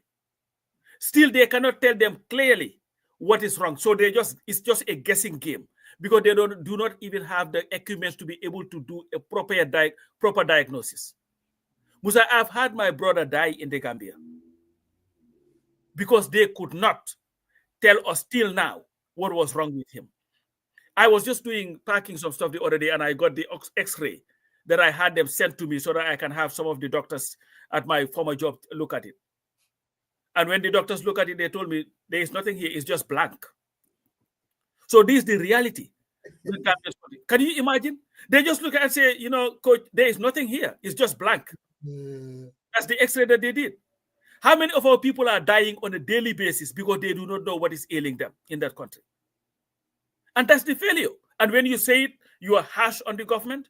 Yes. So when Adam Barrow decides that the best place for his mom to get treatment or anything is abroad, that tells you how much he has failed the Gambian people. Adam Barrow hasn't been president for 2 years. He's been president for 8 years. And he has overseen 7 budgets during that period. And was supposed to provide the best opportunities for our people to get the best medical health care they could get. But again, they would rather go to Belgium, Senegal, or wherever. I think this, can you imagine? You know what is sad, Musa? That the old woman had to go to Senegal for medical checkup. Not China, not Japan, not the United States, not England, not anything. Your next door neighbor. Whilst the Senegalese government are injecting in the healthcare system to bring it up, you are busy about the cars that you buy or the new this thing what you call it, new commissions that you are going to establish or advisory bodies. It's just utter nonsense. Nonsense. No, it is. It's absolutely, to me, when I saw it, people were talking about it, and I'm like, you know what? The focus is the healthcare or lack of it for the Gambians. Yeah. It's sad. And maybe that's why maybe the US and all this goes to stop issuing visas to our leaders. If they cannot leave these countries and fly to them, maybe they will focus on building our economies. So this is a total failure on Adama Barrow and his Ministry of Health. Brother Maron. All right, I guess. So, Pasamba, I'm very sympathetic to what you've just said. And you said the government sending his mother to Dakar for checkup is a clear manifestation of the failure as far as access to healthcare. Slightly true to some extent. But irrespective of whatever the state of our healthcare infrastructure is, there are always going to be times, whether you're the president, whether you're an individual, that you may seek access to healthcare somewhere else that you couldn't get in your own country. That is not to say that after 8 years in office, what have they done in terms of the development of or access to healthcare in the country? Like you said, there are a lot of people dying during, giving birth. There are a lot of still challenges that needs to be, that this government, and also looking at other areas, priorities, whether it's the OIC, the amount of money spent on traveling, the amount of money spent on vehicles. It is a legitimate question to ask. What have you done as far as healthcare is concerned? Have they done something? Yes, they've done a lot. If you listen to them, they have. Are we there where Gambians can have access to good healthcare?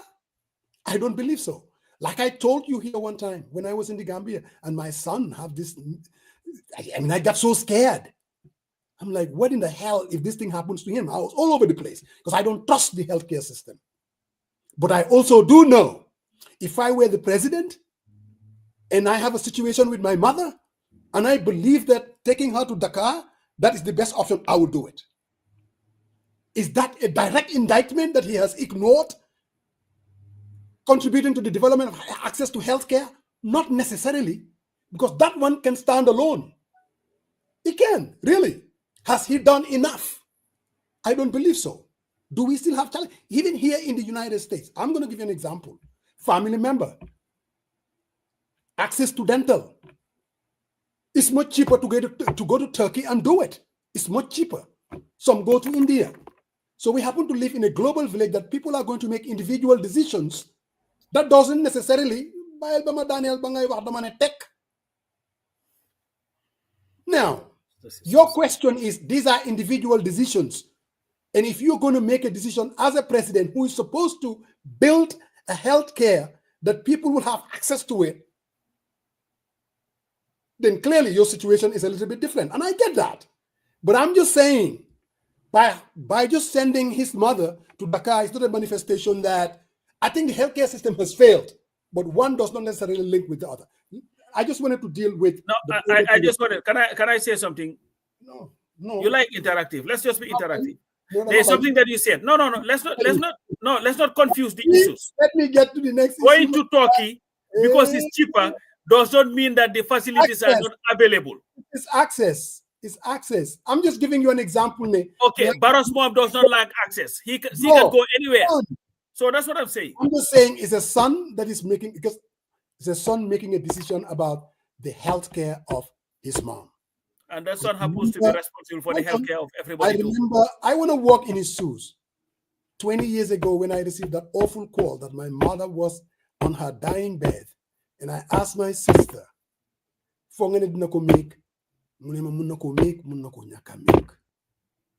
what I'm saying is, at that time, I would have done anything to fly her out of Gambia to anywhere if I could help it. Now, I get it. Barrow is the president of the country who is responsible for funding healthcare. He should create a healthcare system that every Gambian, at least basic, it will never be at a point that, seriously, whatever you need in the Gambia, there are things that you cannot have it in the Gambia. You can have cancer situations. We all make those decisions every day. There is this guy, King Gom, he just passed away last year. He had, not last year, 2 weeks ago, he had to go to Dakar again and again and again to receive cancer treatment. It says a lot about our country. We haven't gotten there yet. But that's just the reality of the situations. But anyway, as far as the leaking of the memo is concerned, see, when you listen to the opposition, people who have a serious issues with it, they're saying very simply, the person that leaked that document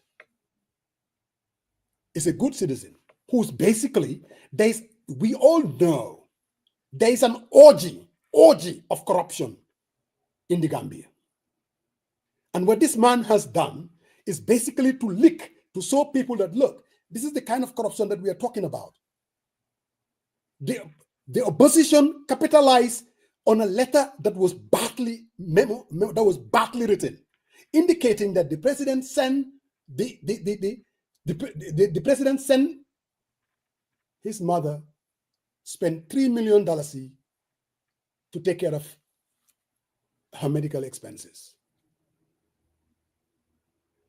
The opposition and people who have issues with it would say that this is the kind of country that we live in. And then you have the government come in there and say, then hold on a minute. That's not necessarily the case. Their first reaction was, there is going to be an investigation of this individual who leaked this memo. I'm like, okay. The memo was leaked. The memo was exploited because it was badly written. From your office of the president, Mort Caesar says the person needs to be investigated who put that memo out. And my question is,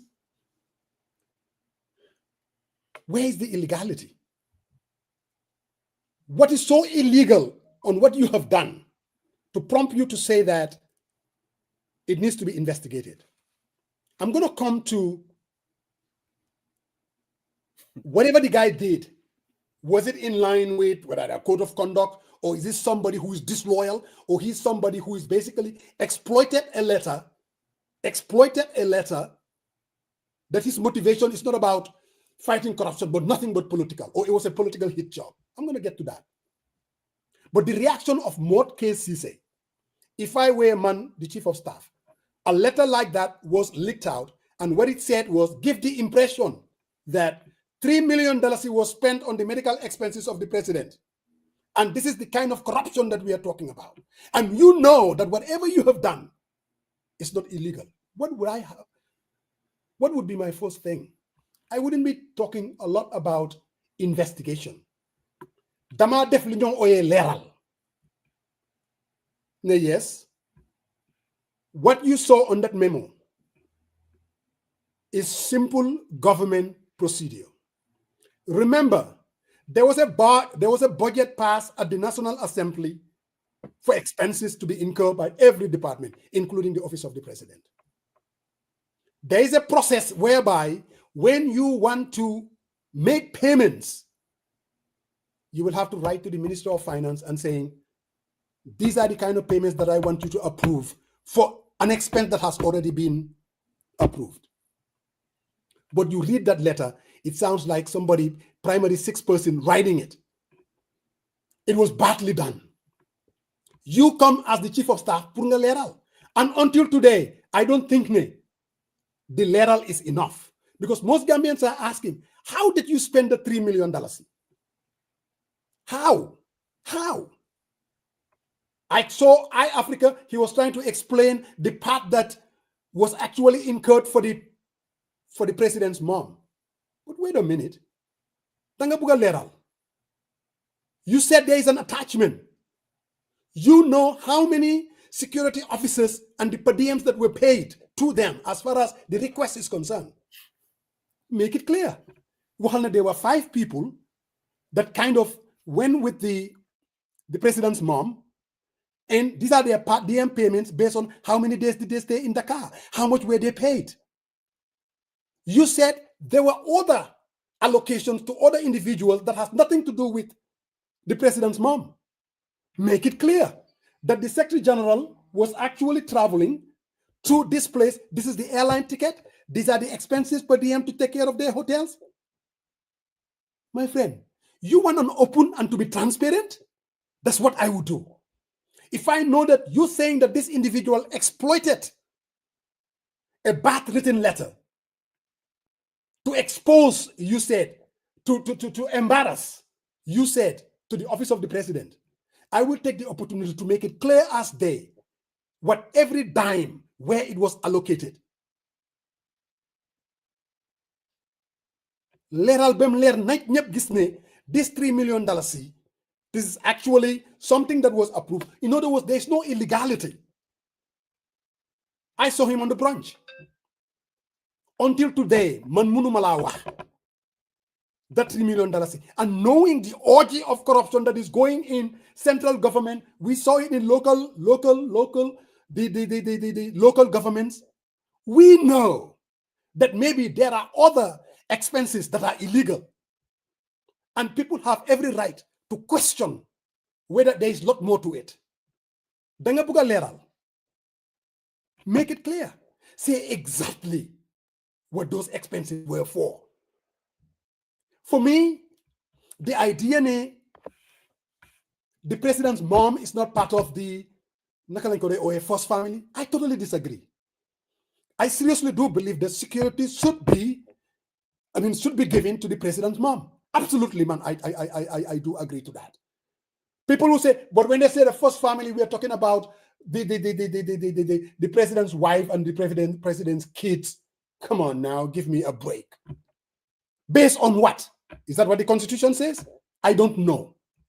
But for me, just logically, the country that we live in, we happen to be in a country where even a president will have 2 wives. If you will not emulate or talk about the United States, you don't have a situation where a president would have 2 wives and then they say the first family include the other wife.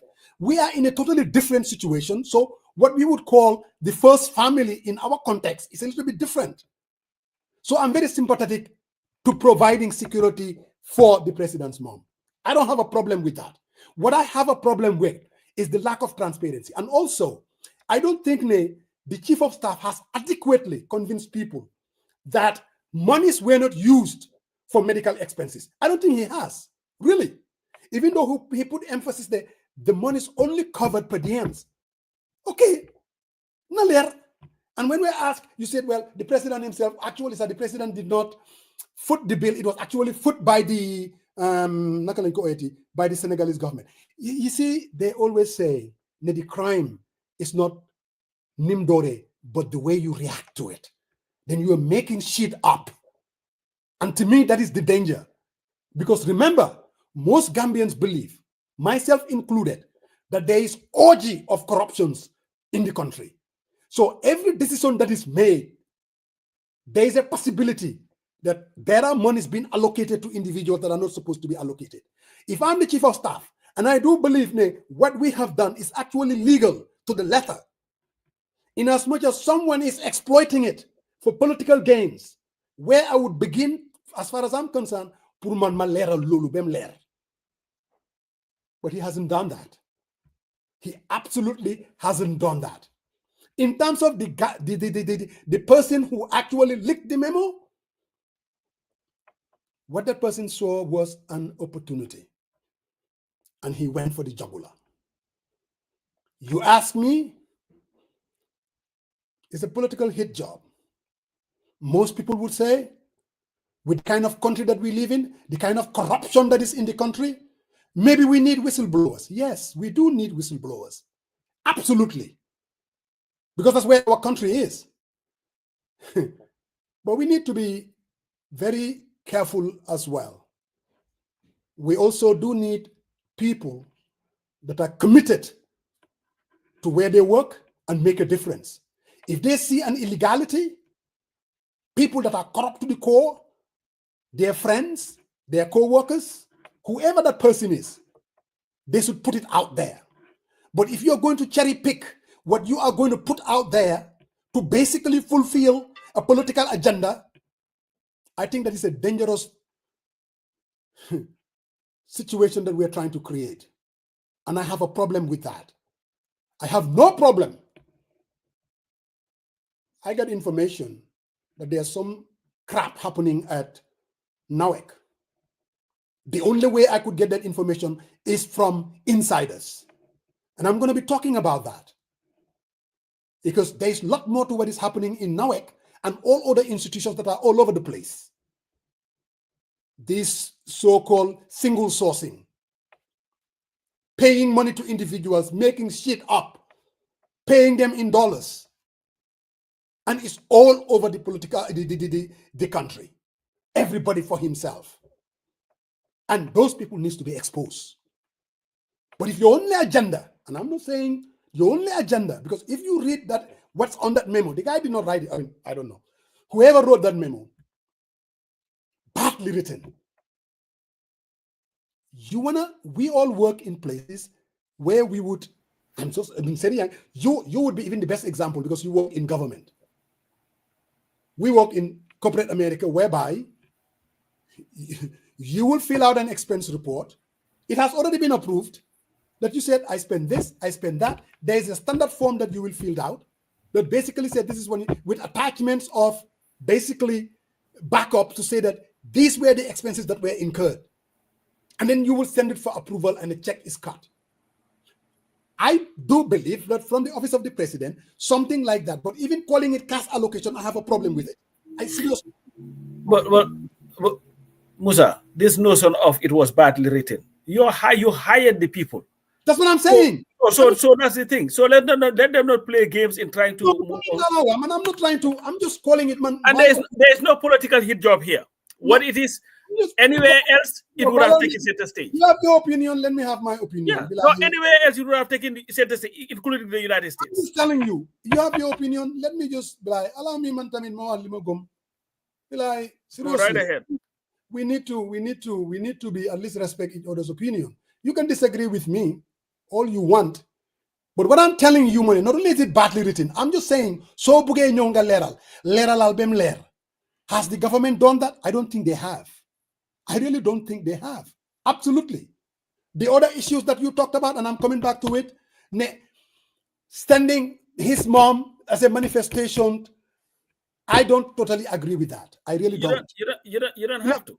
Well, that's what I mean. I don't completely agree with that because these are individual decisions that are going to be made, irrespective of even if he had, based on the resources that we have, injected a lot in the healthcare situation. There are times that you will make decisions that would definitely name, and I'm better off taking my mom to Dakar than taking. Now, generally, I sympathize with your position. What Africans do, they steal our money. They don't invest in the healthcare. And when they're sick and their parents, they rush to the outside world. That is absolutely true. And the majority of them, it is true. I absolutely agree with you. And but you know again, what? It would not have been a problem if it was done on his dime. When you do it on taxpayers' dime, then the taxpayer will be questioning, you know what? You know, most people, the difference with you, when you did it, it's not an issue because it's your dime. You are not entrusted with our healthcare system. But if you do it on our dime, then we have the responsibility as citizens to ask, wait a minute, if this man can do A, B, C, and D, what about my family? To be honest with you, to be honest with you, I don't know the nature of the president's mom's illness. I have absolutely no idea. I didn't know that. Man, how about Yes, President so- Mom? I didn't. It was never my property. What prompted the decision to go to Dakar or any place else? I don't know that. All I'm saying is, walking into his shoes, and my mom is in a situation that I believe that going to Dakar would be the best decision for my mom. I would do it. And if I were president, I would do the same thing. And I can tell you one thing. And when you if I believe that taking my mom to RVTH, my mom would be better off, or taking my mom to Africa Med, she would be able to get the best medical care money can buy, I would do that too. But if I do believe that it is not there, I will take my mom to Dakar. And you know what? Musa? And when you do it on the people's dime, you better expect a reaction from the people too. Exactly. And so then that's it. If Adama Barrow is trying to be the best son that he can be, let him pay for everything. Look, the only reason, absolutely you're right, he's the president of the country, but with that come with responsibilities, accountability, also comes with benefits. Everybody knows that with the president, there are security to be given to the first family. It is not something that I made up. It is the reality of our situation. If I were to become president, the same thing would be accorded to me. And if my mom is to travel to Dakar, I would make sure that security personnel would also be given to her as well. And it's going to be on taxpayers' money. You know what? This is the rules of the game. You know what? No, this is why I respect people. At least value like when Khalifa had that bad accident, CIMB, that was this thing. He decided, I'm not going anywhere. I'm going to go to the Gambian doctors to take care of it. When Usainu Dabo had that hip thing, when his hip broke, Usainu could have easily be flown out of the country, but he decided, I'm going to do it in the country. You can use numerous examples. I am just saying, I'm just telling you. All right? I mean, fix the healthcare money, fix the healthcare situation that we have in the country, and there will be no need for this. Yeah, because you will never be able to fix it now.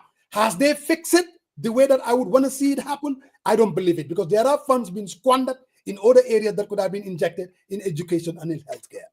But again, that doesn't, for me, and I'm just talking for me, I don't see a problem with providing security for the president's mom to go to Dakar for a medical checkup.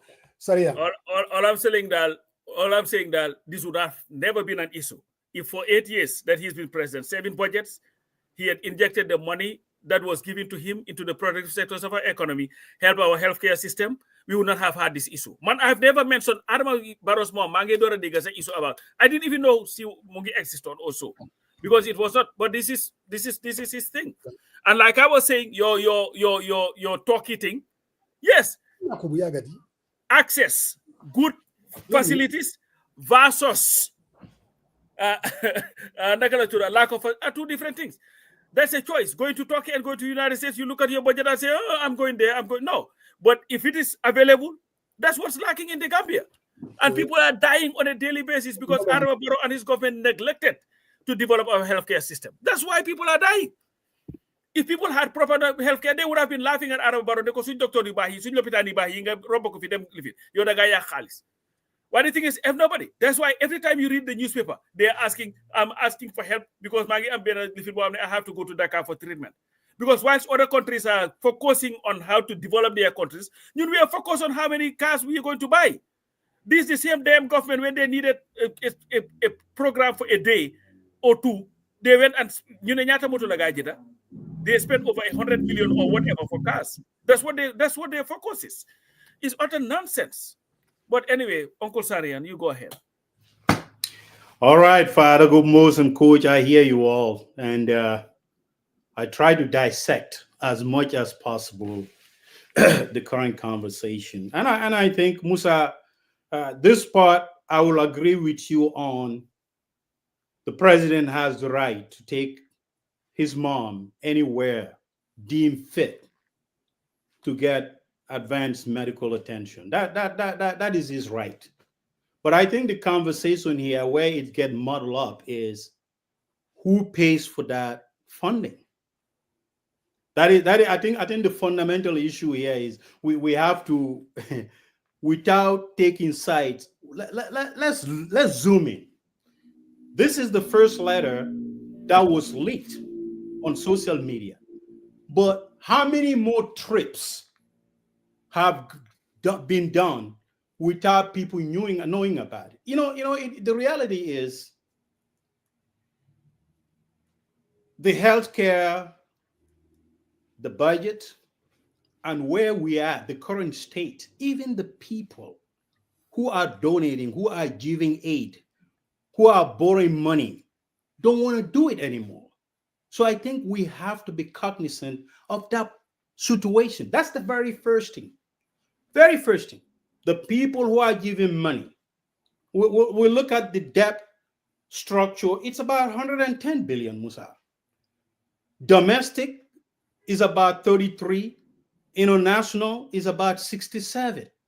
Debt to, government, local funds to paying debt, it's about, I think it's 67%.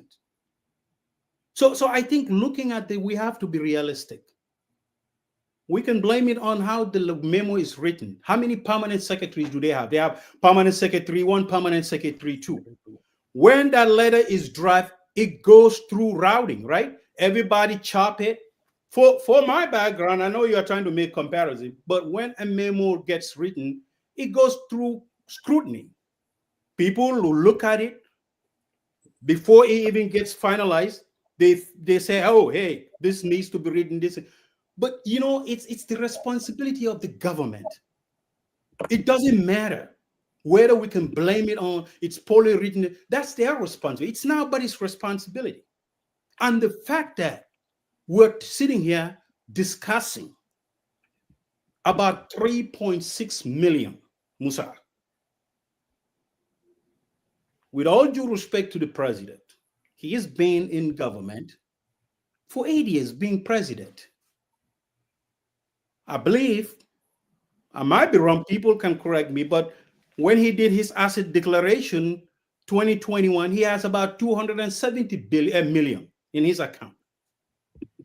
He has this much assets, and I'm trying to decipher the problem because we got to get to the bottom of things if we're gonna talk. So if he has 270 million, and he is the president of the Republic of the Gambia, with all the struggles and challenges that country faces, 3.6 or 1.3, for example, and he said Senegal, and I wanted to debunk that as we go on. First of all, let's look at the mother here. She's 90 years old. How many security does she need? And also, how security works. If the president comes in here, whether United States or her mom is 70. And I think, does he need 10 security guards? I think I will leave that to the government to think about these things. And I hope they kind of listen to people, not be very dismissive of people's idea. Because I'm telling you, if the mom has a protocol of 2 or security detail of 2, and they pick up a government bilateral and say, when she gets down there, we're asking Senegal to provide 2 additional security guards. The president's protective bodyguards are not Gambians, they are Senegalese. I think President Diomaye Faye can supplement to cut the expense, being cognizant of the challenges that country face. And I'm speaking irrespective of whatever. I'm speaking in terms of what this country faces. To cut this per diem nonsense. Yes. This is all about that. 1.3. That's what he said. Moses said 1.3 has been paid per diem, and this Secretary General, other people. Then the fundamental question is, if 1.3 has been paid for their per diem, so where is the 2.3 million? Where was that allocated to go? I mean, he hasn't answered that question. Exactly. And the other thing is saying, no, what I'm asking is, why couldn't they reach out claiming that the Senegalese has paid the president's mom's medical expense, which still not verified? Why couldn't the same Senegalese government provide additional security to cut down the expense these folks gonna incur when they get to Senegal? I mean, there's no brainer to that stuff. These are fundamental questions that has not been addressed.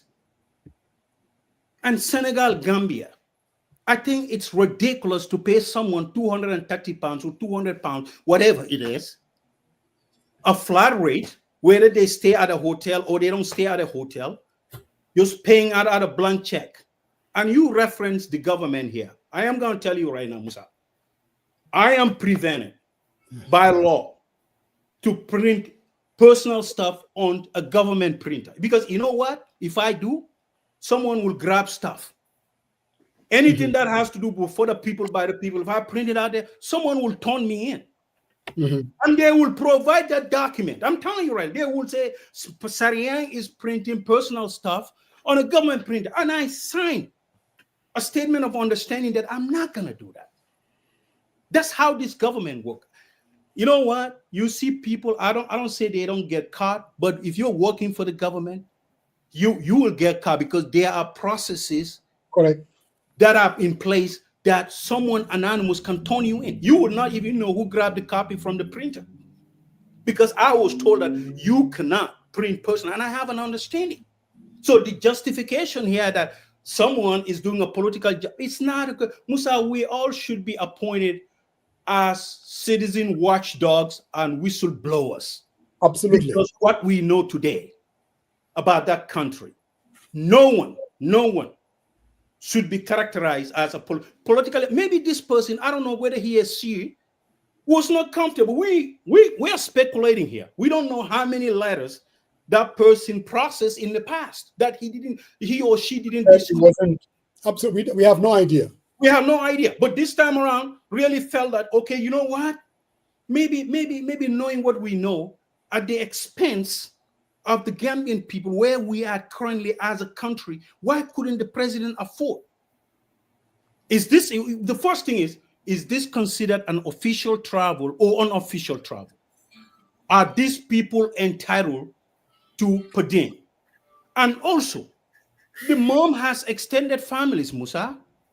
Yeah. We have extended family system in. Why couldn't those people? I heard Mosisi on Coffee Time saying, "Oh, somebody got to take care." Why couldn't some people?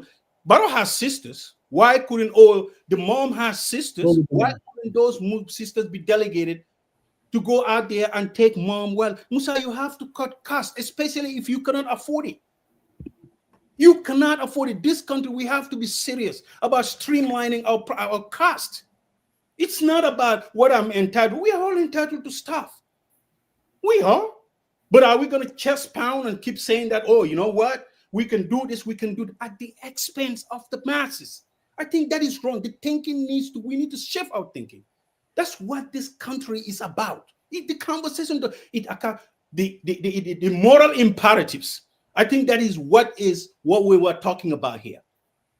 3.7, whatever the cost is, I think, and you took an example. You didn't say I'm gonna write a check from Hilton or my credit card from Hilton hotels. I'm gonna use that to pay for my mom's expense to come and do. You're gonna pay for it. That's the truth, coach. That's the fact. He didn't do that. He was gonna fund his mom's expense to come to the United States, like me and you. I'm not gonna jump on the bandwagon and say I'm gonna, because I knew that is unethical. So no, you will lose your job for it. So why are we trying to say that this is something he's entitled? He's this. We are all entitled, but you know what? You know what leadership is all about? This was the early days when I went through enlisted academy.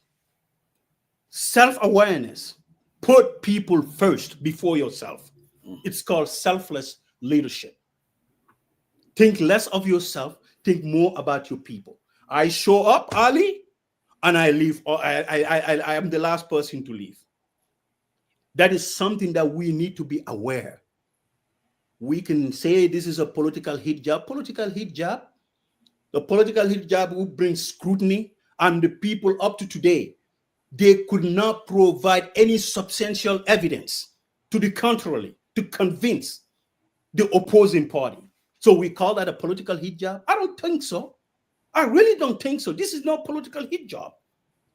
It's not a political hit job. The political hit job here is The lack of shifting positions and shifting narratives to convince otherwise without absolutely nothing. Absolutely nada. Nada. That's the truth. Gambia, Musa, we sit here, we talk and all that. It's not that we hate the government. It's not that. Like you and me, if our family members are sick, we're not gonna go on a kamikaze mission and trying to go and spend money that we don't have. This money belongs to the government, the Gambian people, taxpayers. Why couldn't President Barrow afford to pay for her mom's expense to go to? That's the fundamental question. You can push this, you can shift narratives, you can do whatever you want. You blame people who did it. I think he is a citizen appointed watchdog and a whistleblower, and I encourage people to do more of these things. If they tell that it's not in line, you leak it, that we have a discussion. We hold government accountable. Because these conversations, clearly, there is something that's not added up. If you said, you claim, oh, there was an attachment. They said this. But how come they didn't share the attachment still now? There was an attachment. Where is the attachment? Bring the attachment. Saria, this is the same government. They've been asking Dr. Cisse to provide the list, the amount of people that traveled with Barrow to the National Assembly, UN General Assembly meeting. How long did it take them? Every week there was another excuse, and they came up with some lame number talking about 14 or whatever. When we know that there were much more than that. It's just a sad situation. You know, it doesn't make sense. It does not add up, and all these things. And you know, it's just the level of greed in our governance system is the problem, because everybody is worrying about what is in it for them. This is why you'll be minister within 2 months. You've built a huge mansion. And they will tell you, oh, I did not touch the people's money. Yes, you did not touch it, but maybe somebody bribed you and you take the bribe. It's just utter nonsense. And you see, this is where I would give credit. You see, I spoke to Lady Chilel Jawara one time. We were talking about Sadauda. That was because he came to launch his book here. And she was telling me something that was very interesting. And I spoke to somebody else who used to go to the State House at that time, and they collaborated the story. And she said whenever she was on the phone calling international to talk to her kids in England, the pa would stand there and tell her, you know what, you only have 5 minutes. You cannot be on the phone for more than 5 minutes. This is not my personal property. It belongs to the state. And she told me after 5 minutes, you're going to hang up, whether you finish what you were talking about or not. Now, was it a very flawless government? No, it was not. But at least one thing that you can give him is that at least he has conscience, to the extent that he personally would not want to take anything away from the people. But what we have now is a government of zero. You know, everybody is trying to enrich themselves at the expense of the people. If you know, coach, you know, if you continue defending the position of the indefensible, then you, at the end, you become exhausted and tiring. So guess what? We are all having this conversation. On Friday, what did he do? He said he's forming some council about Muslim elders or something. What did he say there, coach? No, and I shake my head. I was like, this is a man, a couple of days ago, everyone is on fire saying that, you know, there was a leaked memo that was paid for her mom's travel expense to Dakar. But he came and assembled everybody. Oh, I'll give you guys vehicle. I don't know whether you heard that. I'll fuel it. I will open an account. I'll put money there. And he told the imams in Claire Mandinka, you better not question the source of the money. You're going to get paid. An ethical leader, a president who understands his role, right? So why couldn't, the question is the money that you're going to put into that account, or whoever is going to sponsor that money to put into account to form that council and pay them their dividends. Why couldn't you use that money to pay your mom's expense to Dakar? It doesn't make sense. Why does that gotta be on the expense of taxpayers? And I think Saria, this in fact is a bigger issue. How the hell do you bring people that you claim to be what did he call them? Religious people. They're supposed to advise. I don't know for what reason. Anyway. So guys, I'll have to. No. Hold on. Let's finish before you go to your Agera thing. Just give me 1 second. Give me 1 second. I just need 3, 4, 5 minutes. Malaga 3, 4, 5 minutes. Agera. Just give me 1 second. This is you tell people, I am going to open an account for you guys, but do not question the source of the money that is getting in that account. You've shifted to another issue. Yeah, let's get to that. But that's utter nonsense. It is utter nonsense. But Pap Samba, he wants to shift the narrative, Pap Samba. We gotta let him do it. Father Mo, go ahead. You got the floor. You have to shift the narrative. It's okay. Bring the Agera, folks. You get a little break. Get some water. Get some water, Father Mo. Get some water. In our Atlanta community, something big is happening. They're raising funds to take care of the community. And there they are at Manding Cafe calling people. So this is an opportunity for them to talk to us, talk to our viewers, talk to people in the Atlanta community, friends of Agera all over the world. Brother Malik, congratulations. Congratulations, Brother Malik. Before Brother Malik comes in, I will give you the floor because Manding Cafe belongs to my sister. So for that, you got the real red carpet, Malik. Go ahead, please. Go ahead. For the sake of you, I will let you go because your man wants to save narratives. Go ahead, please. Well, thank you guys very much. Thank you, Musa. Thank you for the people, by the people. We really appreciate you guys giving us the opportunity to talk about Agera and the membership drive. I'm here with our membership chair, Aja Amikora Gassama. She's with me, and we have the whole leadership team. Pretty much everybody's here making calls. People are calling and making their payments, or people are receiving our calls and making payments. We want to just let everybody out there, Atlanta, anywhere in the United States, Agera is for everybody. We're not limited to Atlanta alone. We support Gambians for all over the United States. So please call us, make your membership payment. We are reaching out to folks. We have over 400, 500 names we are calling. If we don't call you, stay tuned. You're going to receive a call from us. We want to thank you. Everybody knows what Agera stands for. We are here for the community. All the funds raised, whether it's your membership or through fundraising, goes back to the community. Whether it's funeral expenses, medical expenses, educational expenses, cultural awareness activities that we do here. So that's all what Agera is about. I'm going to pass it to our membership chair, Aja Amikora, to just add a few more things. Go ahead, Aja. Thank you, Malik, and thank you, you guys. I am glad that y'all are us today. We are here again, Manding Cafe. Like Malik said, we have more than 400 people here that we are calling. If we didn't get to you yet, we're still gonna call you. But if you want, you can call us too. My number, it's everywhere. Again, I'm gonna say my number here: 678-836-6827.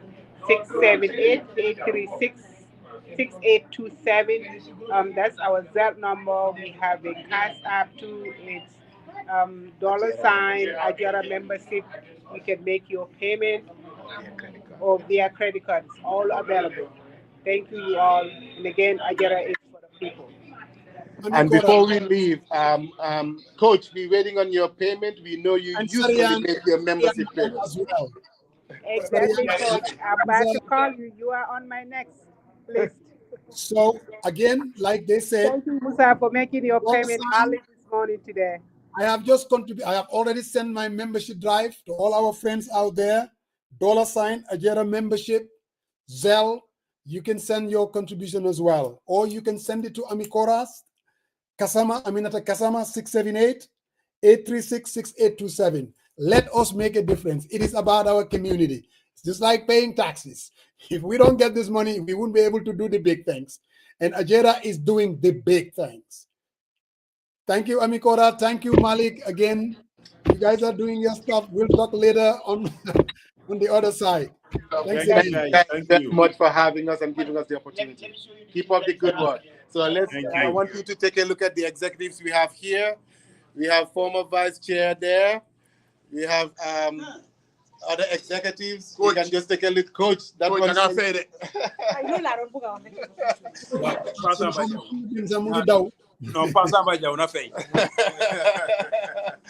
So we have all the different executives here joining us and helping us make some phone calls. All right. Our niece over here, Yeah, former chairperson. Yes. Brother Moss, Okay, my boss, coach. Thank you very much, guys, for the people, by the people giving us this opportunity. Really appreciate it. Keep up the good work. These guys are doing your mom's work, Brother Sarian. You know how it is. It's always difficult to run associations, especially here in the diaspora. I mean, there are a lot of expectations. Agera has done a lot of big things. And Malik has just been appointed as the new chairperson.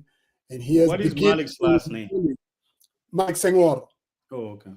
Yeah, he has begun to really draw a path. Pasamba, nyom nyepang lawa, nyom sehu, nyom kebe, nyom Malik. Everybody is saying you send your contribution. The number is no. Okay, let's make something clear here. You see, Agera came about because of the inspiration. My God. When these poor folks didn't know how to organize themselves, we saw them the way. So just because of that, and because of Malik,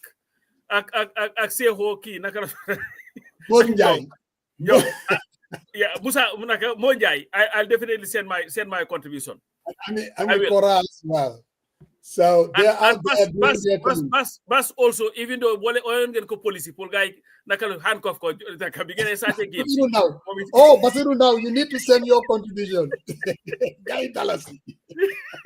You definitely need to send your and then of course. But again, Musa, in all seriousness, I think people need to understand the importance of Agera, and especially during this time. And it's not only Agera, all the organizations in the community.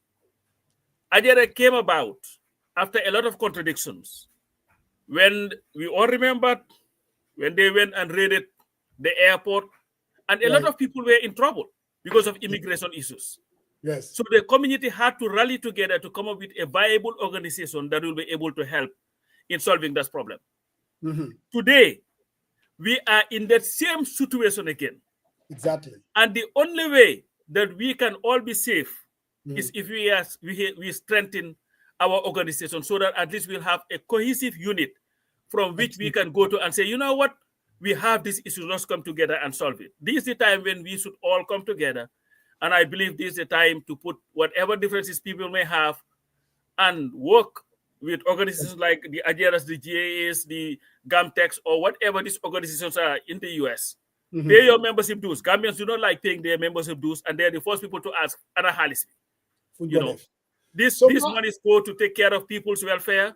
So let's all come together, pay the membership dues, help the poor people. And this is your big brother, you know, GAA speaking to you poor people in Atlanta. You know, so Malik, you have the last word before we shift back to our politics as usual. We don't want our viewers to start running away. Before Malik does his last word, I have a question, Malik, and I think I will buttress what Coach Pasamba Jau said, but also in your capacity as the president of Agera, I would also like to see more of collaboration beyond state lines, because one, that is very, very important. You know, unity is strength. As things are working on, irrespective of politics, but we see how the dynamics shift within the United States. There are organizations in Seattle, my area here in Vancouver, Texas, and elsewhere. I think as we collaborate and forge partnership, I think what it does is it increases our resource pool as far as the contributions. And I believe we can take on anything, especially folks who might need our helps in our various communities. I think that is also very, very important. What you guys are doing is noble. I applaud it and I support it. And you know, I'll do my part. But I think we just need to ramp it one more step in order to add more folks into the pool. Hell of an idea, Sarian. Malik. Yes, thank you very much. That is a very, very good idea, and plans are in place. I've already beginning reaching out to some of the organizations, so stay tuned. We definitely the more we link up together, the better for our overall communities in the United States. So definitely work is in place. to get that going. So you'll hear more about that in the very near future, inshallah.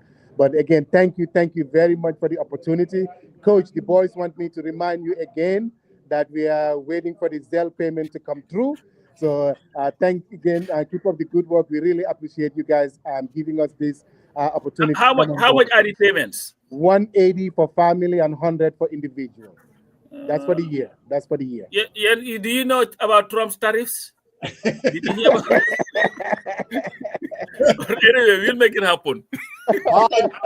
Thank you very much. You guys keep doing it. Thanks again, guys. Thank you very much. Have a good one. Thank you. Brother Marong, yes, sir. And that is why I left what Suntu. I think Suntu captured.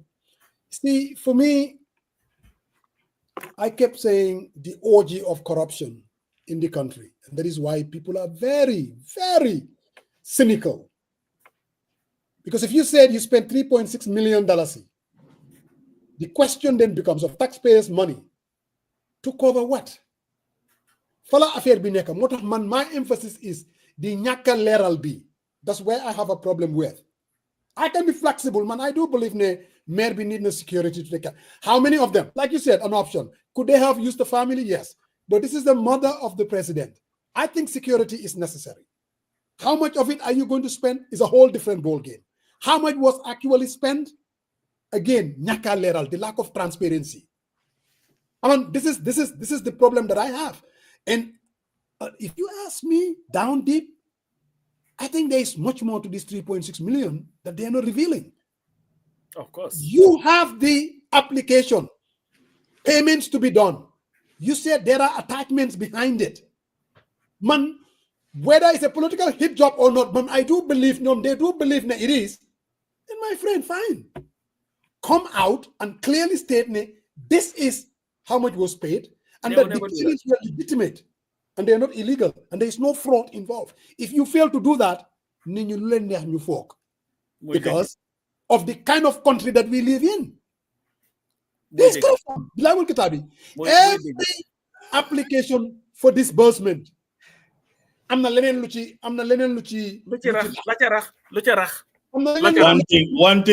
thing is clear. Perception is reality. If you fail to convince, and as a government, I think it's incumbent in terms of disbursements. What would it take? What would it take? Put the document out there. Say hey, never do that.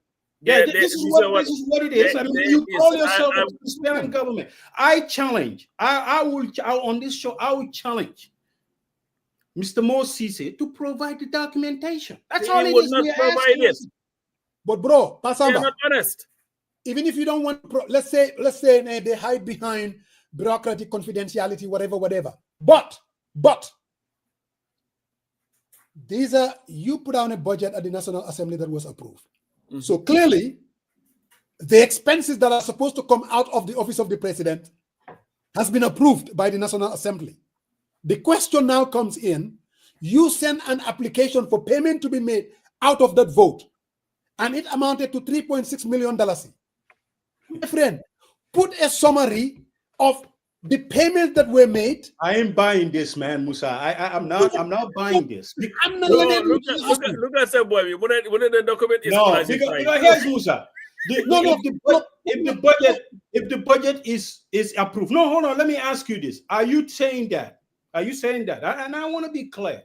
I want to be clear. I'm not trying to be argumentative here, but what I'm trying to be clear, and I'm a little lost in your translation. Are you saying if that budget 3.6, let's say for the sake of the argument, is been approved through National Assembly, are you saying that the president's mom's medical or the people that accompany with her are entitled to be paid out of that? Is that what you're saying? No. Okay. This is what I'm saying. Man, I always speak on things that I know. What I'm saying is this. There was a budget that was laid at the National Assembly that was approved. Approved that Office of the President, they have expenses to incur for traveling and to pay per diems. In terms of whether the president's mom is included or not, that I don't know. Whether security for the president's mom should be included out of that vote, that I don't know. Understand what I mean? Who knows that? I don't know. Really, is it an administrative thing? That's why people are arguing. The first family, there are people who are arguing that the first family doesn't include the president's mom. But that's not even the point that I'm trying to make, Sarian. The point that I'm trying to make is this. If you get a budget allocation from the National Assembly, and then from the office of the president, you send an application to make payments out of that vote, that these are we want payment to be made for these individuals. It wasn't only security for the president's mom. According to them, they're saying there are other payments for people that are traveling within the office of the president. Now, people are questioning me. Maybe there is a lot more to this 3.6 million. That's just what Suntu Dafe is saying. That meet the eye, because most people reading that memo, they're talking, oh, 3.6 million. Oh, they spend it on the to take care of the medical expenses of the president's mom. Now, you want to push back on that that's not true? My friend, make it clear. Put a summary of the payments. You don't even have to put the names of the people. 3 security officers, or 4 or 5 or 10 of the president that went to Dakar with her. Their hotel fee is this amount, because they didn't pull this 3.6 million out of a thin air. These are numbers that get add up. Put it out there if you're not too embarrassed about it, and let people decide. The lack of not putting it out there make people to believe in a country that is ravaged with corruption that there's a lot more to it. And unless and until they do, because I've watched Moses, Africa, I've watched him at the what they call it, Kerfatu, the brunch. He was on coffee time. My friend, danga buga leral, get to the bottom of it, nga leral. Then you can convince other people. Now, whether the president's mom is included, whether the president's mom is not included, for me, it's neither here nor there. Really. Honest to God, it's really. I guess we can round robin this all we want, but the fundamental question here is the onus doesn't lies on the citizen or the person who leaked this memo. No. The onus lies on the government. And I think here are fundamental questions that I am, even when Moses goes in and asks this. Now, according to him, the Secretary General and other personnel, I'm not understanding, because in the light of transparency and how government operation works, the president's mom going for a trip and the Secretary General with his team going on a different mission. The fundamental question, and I don't think Peter even asked him, or I have, why are those allocation attached on a lump sum and it's embedded into a memo? Because according to him, this memo is legit. Why would 3.6 be out there and had a subheading, medical checkup? If in fact that is true, that the Secretary General and other folks we know how this government, you cannot entangle. Each department has a line of accounting.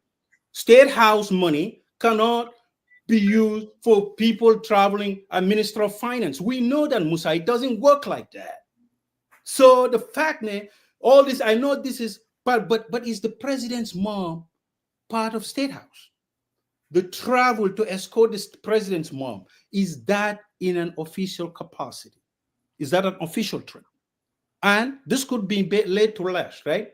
If you tell us 1.3, how many security detail, we could do the tabulation and come how much they paid and for how long. It's not difficult, but all these details are lacking, and it arises suspicion. And I look forward to have the conversation with Dr. Cisse, because I listened to him on Fatu Radio, and I really think he was trying to legitimize this whole trip. There's absolutely nothing. Oh, absolutely, there is a lot wrong with this. Wrong. Maybe you're not in tune with how government works and not sitting on there and lecturing us. We understand how government works. And in fact, Musa, I think the fundamental issue is this per diem stuff. Musa, the per diem is killing the government. And I think if you have an issue, you have to fix it. Seedy Keita came on this program. I told him, Musa, here, if you go and they gave you per diem, in fact, traveling, if you say you have to bring receipt. Oh, yeah. You have to, and the receipt has to show zero balance before you get reimbursed. The meals reimbursement, you have to buy meal. I get that, but not hotel accommodation. If you are paying someone 230 pounds and he came to America and decided to live with his brother in Maryland or in New York City, and he's going back to the government and say, I am claiming this as an expense, I think that's unfair. That is just ripping us. And I think if you have a problem, a fundamental problem, you need to look at it and put a permanent fix on it. This is not difficult, right? It's not difficult to issue. He said it's a debit card. I get it. But how about centralized billing? How about looking at these things and adjusting them based on the locality pay, right? So per diem in Atlanta and per diem in Seattle and New York are totally different based on cost of living. So if you're paying flat rate, they all want to get on the plane and travel because at the end of the day, they get paid. I think the government is in a hole, and these things needs to be addressed. It's not attacked, but we're trying to make sure the situation is get taken care of.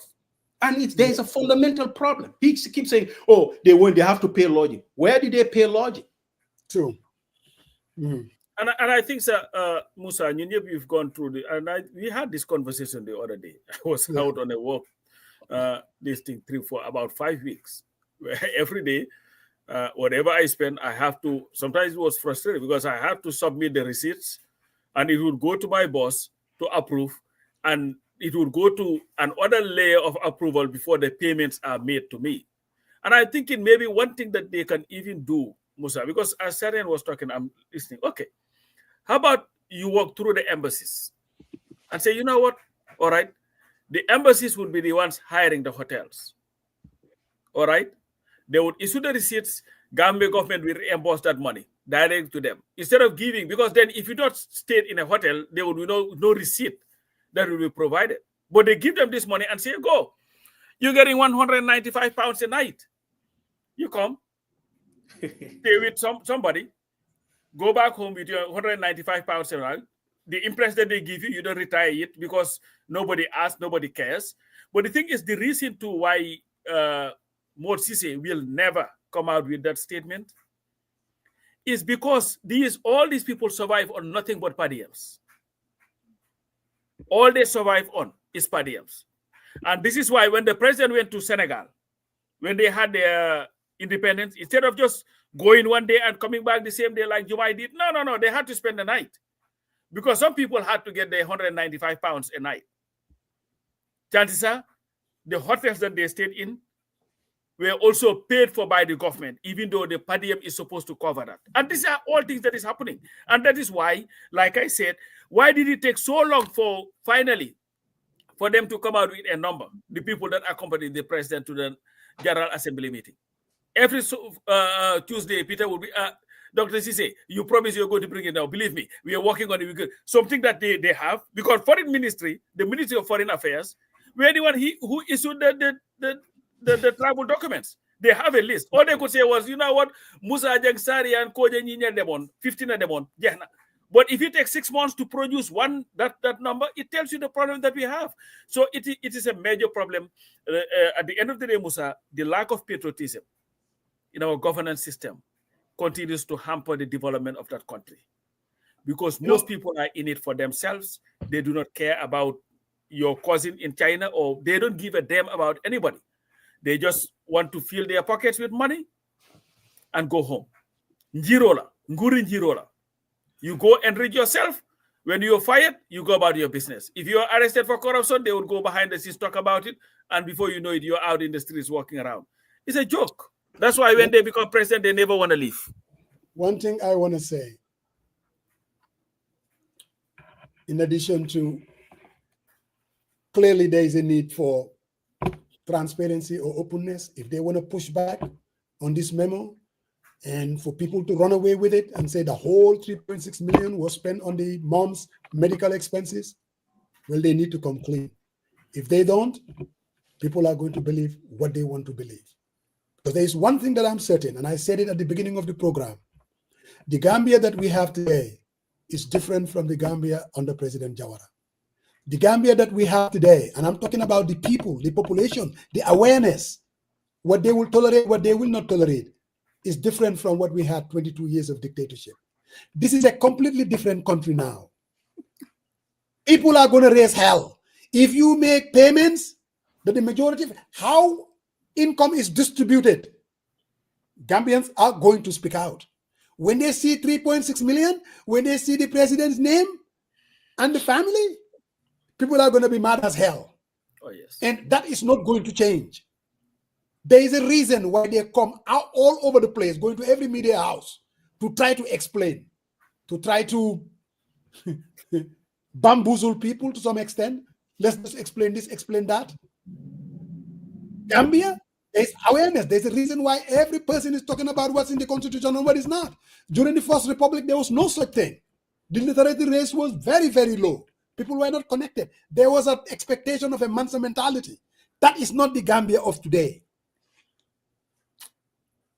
Any government, especially this government, should realize that whatever they put out there, and they do not come out clean. Now, people are going to exploit for political reasons, no doubt. Absolutely. Their motivation, you can question it all you want. But that is why you are the president and we are not. Because alali nguur gi yep, alali nit ñi yep lañ jox ñu dénkal ko. Gannaaw yow lañ dénk alali nguur gi yep nak, with all the benefits that comes with it, with the pomp and the pageantry.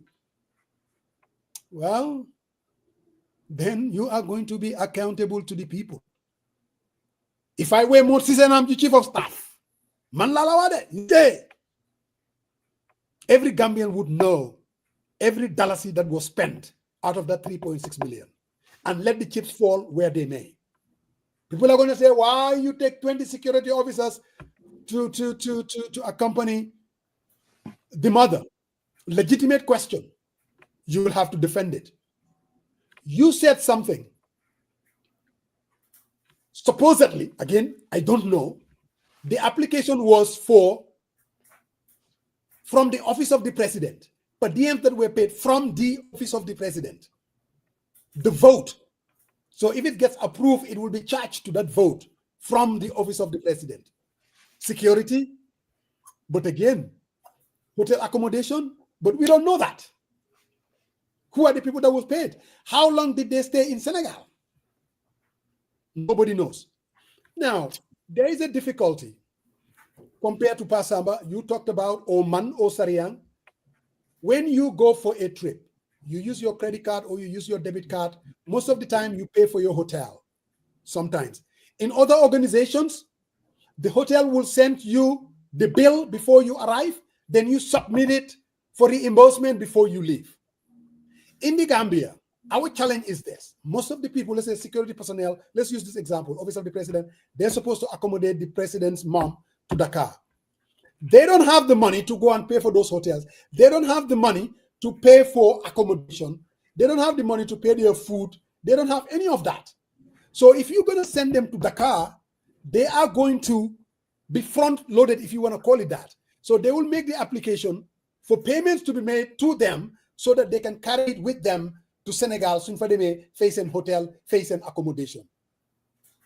They don't have the credit card that you and I have or the debit card that we can incur and reimburse later. And that is a challenge. Now, we all know, because this per diem thing is a mess. People will apply, they pay them the money. Let's say I'm going to New York, they pay me the money. I'm going to stay for 1 week. I'm going to stay $200, $250 per night or euro, whatever they call it. You cut a check and they give it to me. So when you call Uncle Musa Jeng or Brother Musa, and then they stay with me. Now, you would think, the system is so clean. Now, when everything is said and done, you did apply before you leave. And that this is how long I'm going to stay. These are the accommodations, blah, blah, blah. When you get back, you are supposed to do what? to bring back those backups to say that this is how much I stayed in a hotel. This is how much I spent on this and that and that. And that is always missing. That is always missing. Going all the way back to the First Republic. People see this per diem to build their houses. Those are government officials. Their salaries, they can't build their houses. So what they do is, and then there is this incentive to travel, to make per diems and turn around. Build your houses at the expense of the people's purse. So the system has to change, without a doubt. It has to change. But that, my friend, is my Musa, I just want to add one more thing to this, though, because before we this thing, I think I even told Seedy, I am very happy. I will be glad to help, offer my help, drafting documents and all. You know, people make these things very complex. It's not. It works here, Musa. And you're talking about the billing system. They want to bring you on to join them and help them do the cleaning. No. But what I'm trying to say is I wanted to offer my help. Here's the thing. You can manage this up to, you can manage 3,000. You can manage all it. It doesn't take that long. I told Seedy, if you go back when Seedy came in here, Office of the President, Minister of Finance, local government, everything, they can pick someone who is going to be part of their travel office, who has the credit card.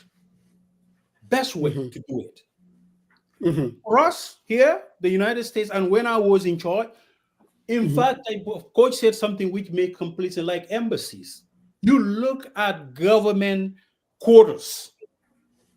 If you look at government quarters where there is facility they can eat, guess what they get, man, Musa?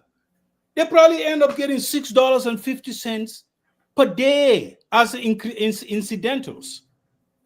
Because that's a way of government harnessing and tightening their belt because they don't have the money. Because it goes from quarter system, or I don't know about Gambia, whether it's yearly or 6 months, I don't know. But if you cannot have a money, it is not allocated, why would you spend it?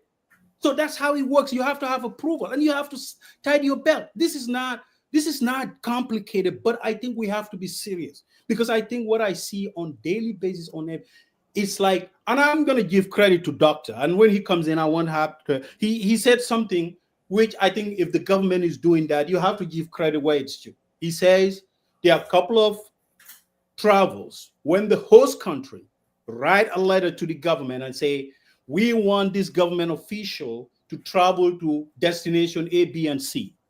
We'll pay for the airfares, we'll pay for the hotel and meals. That official, it's not entitled to all these things. That's what he said. And I listened to him. If that's the case, it needs to be enforced. I think the government needs to do more of those to ensure that, you know, we save. Because people who are giving, Musa, they are not giving anymore. I think Africa needs to be serious about sustainability and economic growth. We've seen the USAID is dismantled. So, I mean, where are you going to get the funds? At some point, you're not going to be able to drive 100 freaking vehicles, V6, all the lined up. How long are you going to pay that stuff? If you're paying your debt servicing is about 67% of your GDP. It's not sustainable, Musa. So I think that's where and we need to be serious about this. And I think that's where I land. That's where I land with this, irrespective of the political hit job. I think that is a talking point. I think that is a freaking talking point, and it will not fly. It will not fly. You and Coach talking about the responsibilities to be given to the embassies. No. I'm not talking about responsibility. No, you ask. What I'm trying to say I'm not point one on it. We have embassies all over the place, and they can play a role. And I'm just saying, I've had this and you want to get these embassies into the loop. No, I understand that, Musa. Huh? I understand that, but what I'm saying, there should be a system somewhere because you're talking about the lack of money that they have. Sibopa. Now, unless the embassies are going to go to Hilton and tell them to forge a receipt for them, which I don't think you guys would do. Maybe you guys. So whether it's the embassy, whether it's the individual, there is a lack of enforcement, and there is this orgy, that's the word today, of corruption in this country, in our country. Lack of oversight. Lack of oversight. One problem. I think this lime in Terawale is really, really warming up to you because your marks are getting higher and higher. Yeah, lack of oversight. Samba, check this out. Forget about the embassy. You work for the government, and you're supposed to travel to New York. What they're paying you is £300 a day. You're supposed to stay there for 6 days. They cut the check and give it to you and your airline ticket. Understand what I mean? Okay, got them. Whether it's the embassy in Washington that is booking that hotel, or your Chisa Bopa Yako book, or whether you go and stay with your brother, if you come back and they make it in black and white, and you do not provide, understand what I mean? To reconcile what was paid, then it will be your responsibility to reimburse that money. And you enforce it to the letter of it. Maybe it's game over. No, Musa. You can have all the rules in the world. You can have all controls in the world. I think it was you remember one time, if you do not have anyone committed to it doesn't matter who the players are or who you pay or blah blah blah blah. Bottom line is this: first of all, these trips needs to be justified. Like you said, if our country is poor, USAID is gone, then we need to revisit these trips. Do we need them? Do we need to be doing these trips? Critical, but that takes leadership. The Gambian people come 2026, you are going to have the opportunity. We do not believe in it. No, that is the problem. No, Musa, I have to give you kudos for this last segment, because it looks like your barometer went up a little bit and stayed there. So because behind the scene I'm doing focus groups. So basically that really, your words kind of resonate and it stays there. It didn't come down. But I must give you kudos for coming out on that one. But here is Musa, what I'm trying to push. Musa, you know these credit cards, if they give it to you, Dr. Seedy said there is no credit card, it's debit card. But think about it. What I really find it fascinating, and I'm going to hit this, and you are an accountant, you know this, before you spend the money, it has to be allocated. Now, here is my 1,000 million question. So, for example, the 3.6 fiasco that we're talking about. You want to call it a fiasco? So if that, in fact, according to Musa Jeng, if that budget goes through the parliament and it gets approved, right? I think what would it not take if those people have their debit cards loaded with money? This is accounting. It's a software, because when I used to manage government credit card, Musa, you go to Citibank manager, all the credit cards among 3,000 people, they have all their data. And I'm telling you, this is data. You activate. If you're not traveling, you cannot use that credit card. But they do what they call split disbursement. Mm-hmm. So they calculate, they put the numbers in there, the number of days that you are going to lodge, the max tax is calculated. Then when you run your credit card, it will approve it. But if it goes over, the approving official or the agency approving of a credit card coordinator, you have to call that person to go in there. It declines. Yeah. So there is no, and guess what? The reinforcement part is, if you come back from your trip, you have to liquidate within 5 days. If it doesn't, then that's when you go for salary offset. So you go after their salary. Then people will start paying attention to what they are doing. They have to pay for these things. It doesn't belong to them. You went for a trip and you come in. No, but you see, sorry, I have a problem like if you follow Kini flex down, he was looking at something as he feels to do, to check government expenditure. Yep. The president's office, I think the last budget, if I remember the number that Flex put, I think overspent their budget by about 123 million. So you have all, so it's like they don't give a damn. They just do whatever they want to do. You go to meet the farmer store and you allocate 10 million, you spend 60 million and then come back because nothing is going to happen to you. Like you said, it's the lack of enforcement that is there and the lack of seriousness. And of course, unfortunately, we'll never have those seriousness when everything we do is transactional. That's the thing. You know, it's very sad, but to President Barrow, hey, if you don't want people to talk about your mom,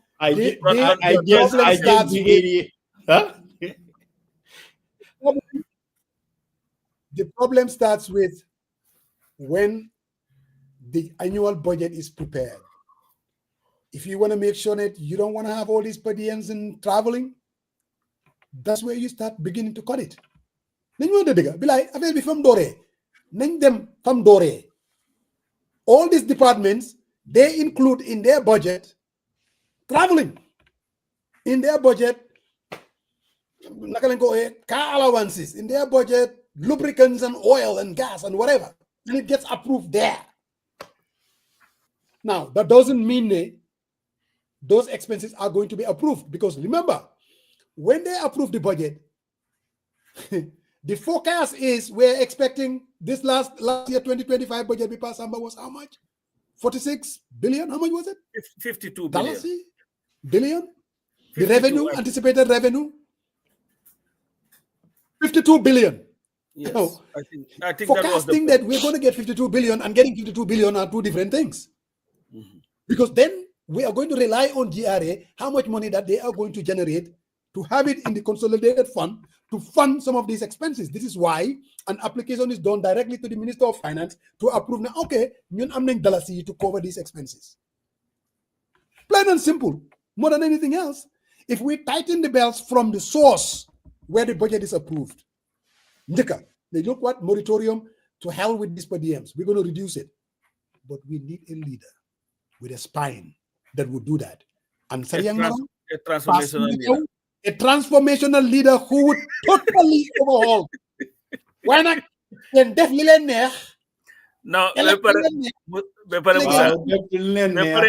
Musa, I'm going to more interesting.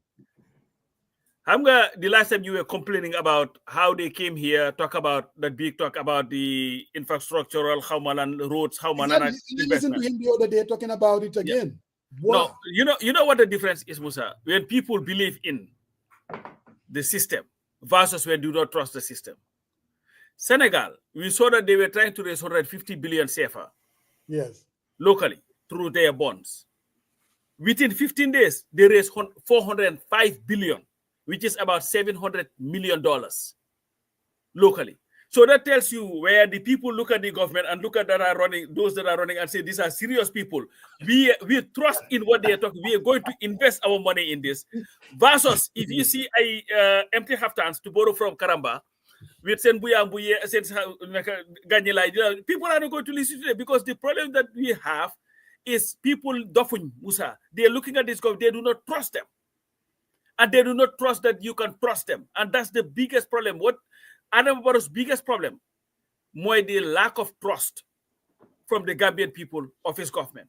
And unless you have that, you're not going to have a buy-in. And so lack of trust. Well, lack of. Huh? This is the same guy that was elected by 53% of the vote. So I don't know whether the lack of trust is over. No. But Musa, there is a reason why when they talk about that project. That's your justification. No, I'm not justifying that. I'm not voting for someone is one thing. Believing that person, when they tell you, if you give us your money, we'll invest it right. Why would you vote for? This is the problem that I have.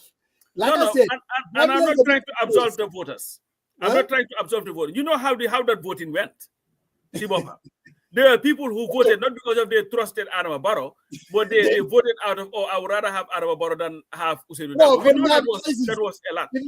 And Coach, you talk about something very important about how Senegalese respond massively to what government initiate. And that comes to the question, and Musa as their main PR guy, what happened to the what happened to the SPV initiative? The reason why I think I must get Solbaji on this platform for Musa again, because who was touting they're gonna be in Seattle, bro. I need you there.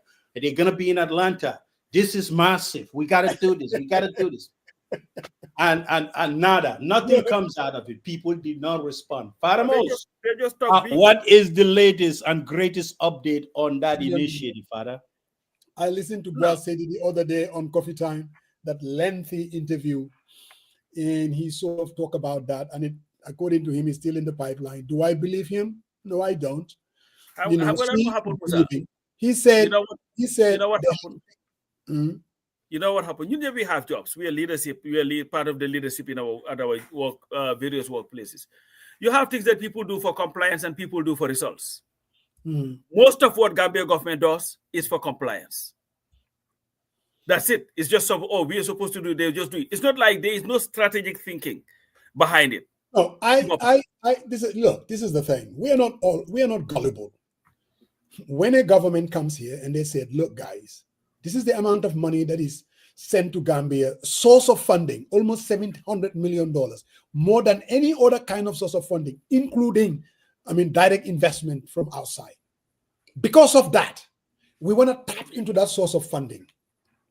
So what we are saying is we can have it both ways. We don't have to take loans that will generate a lot of interest to build this massive infrastructure. Any reasonable person will look at it and say, you know what? I'm going to give you all ears and listen to how you're going to go about it. They came, we organized it here in Atlanta. Yes, you're right. I was one of the supporters and putting the word out there. Because what I saw is it's a good idea. Do they have the commitment? Is it the kind of government that will do that? Well, they're yet to convince us. That's why the other week I came in and I said, "Boy, what happened to everything that you've been saying? Because since you went back to Gambia, it's been quiet." He is talking about this capital market that is supposed to be within the central bank.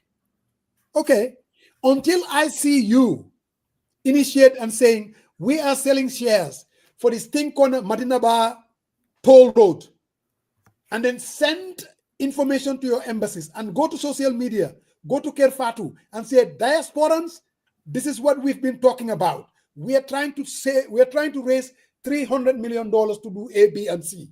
And this is how much these shares are costing.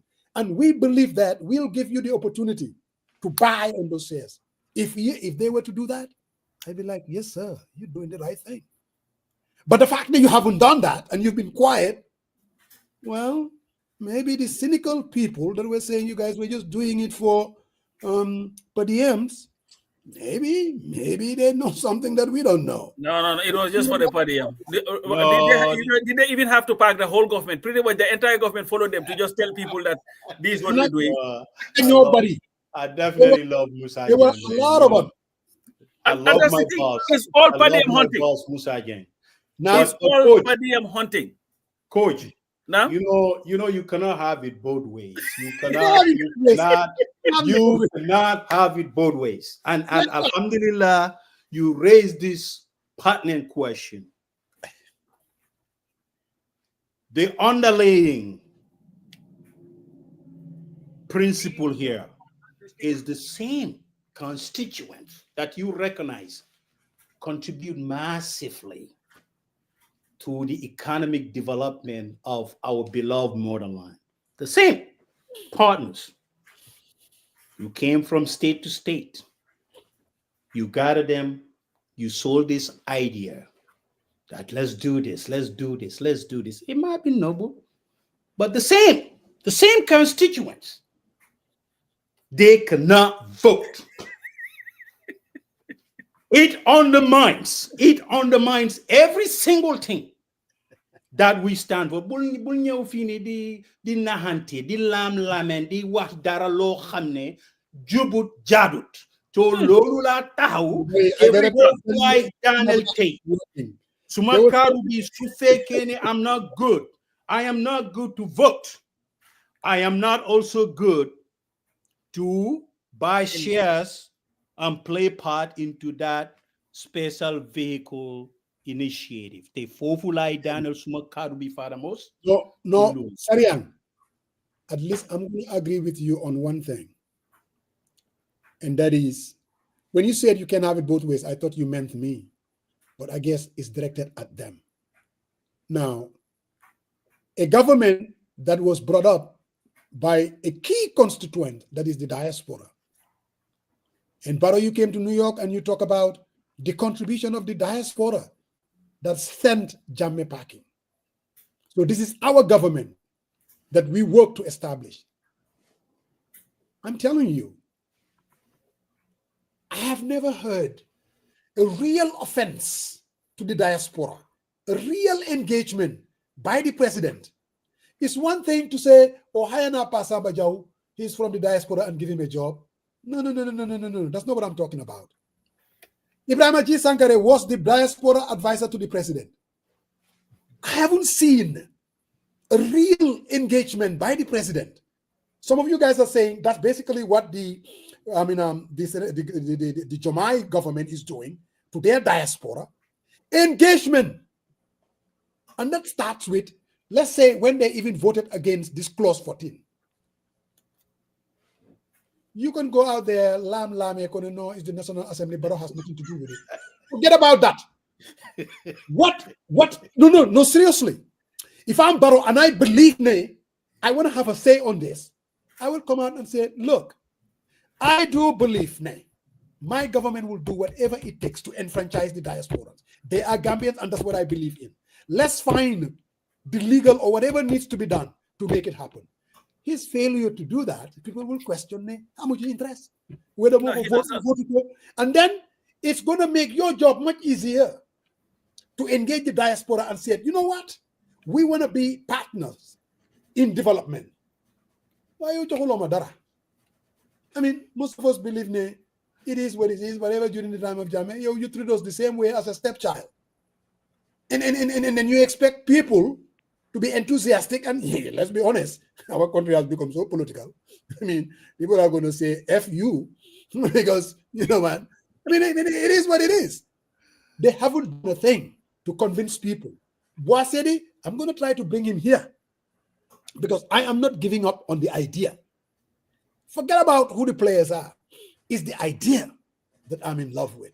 It's the idea that I think it can bring, it can narrow down our infrastructure deficit. I seriously do believe that.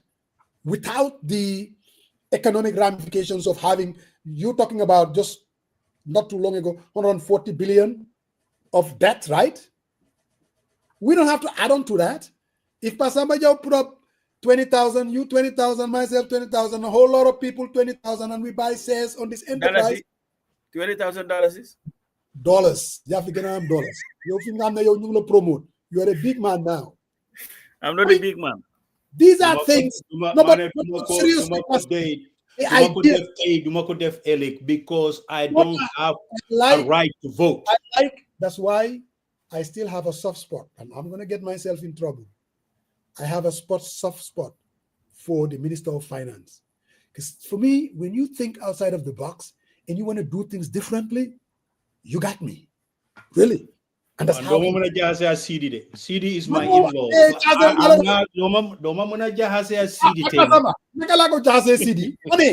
The reason why I still have a soft spot for Seedy Keta, some of these out of the box that we're not known for, you can question the way the details, but at the end of the day, I like this finding source of funding somewhere else to do some of the things that we're doing.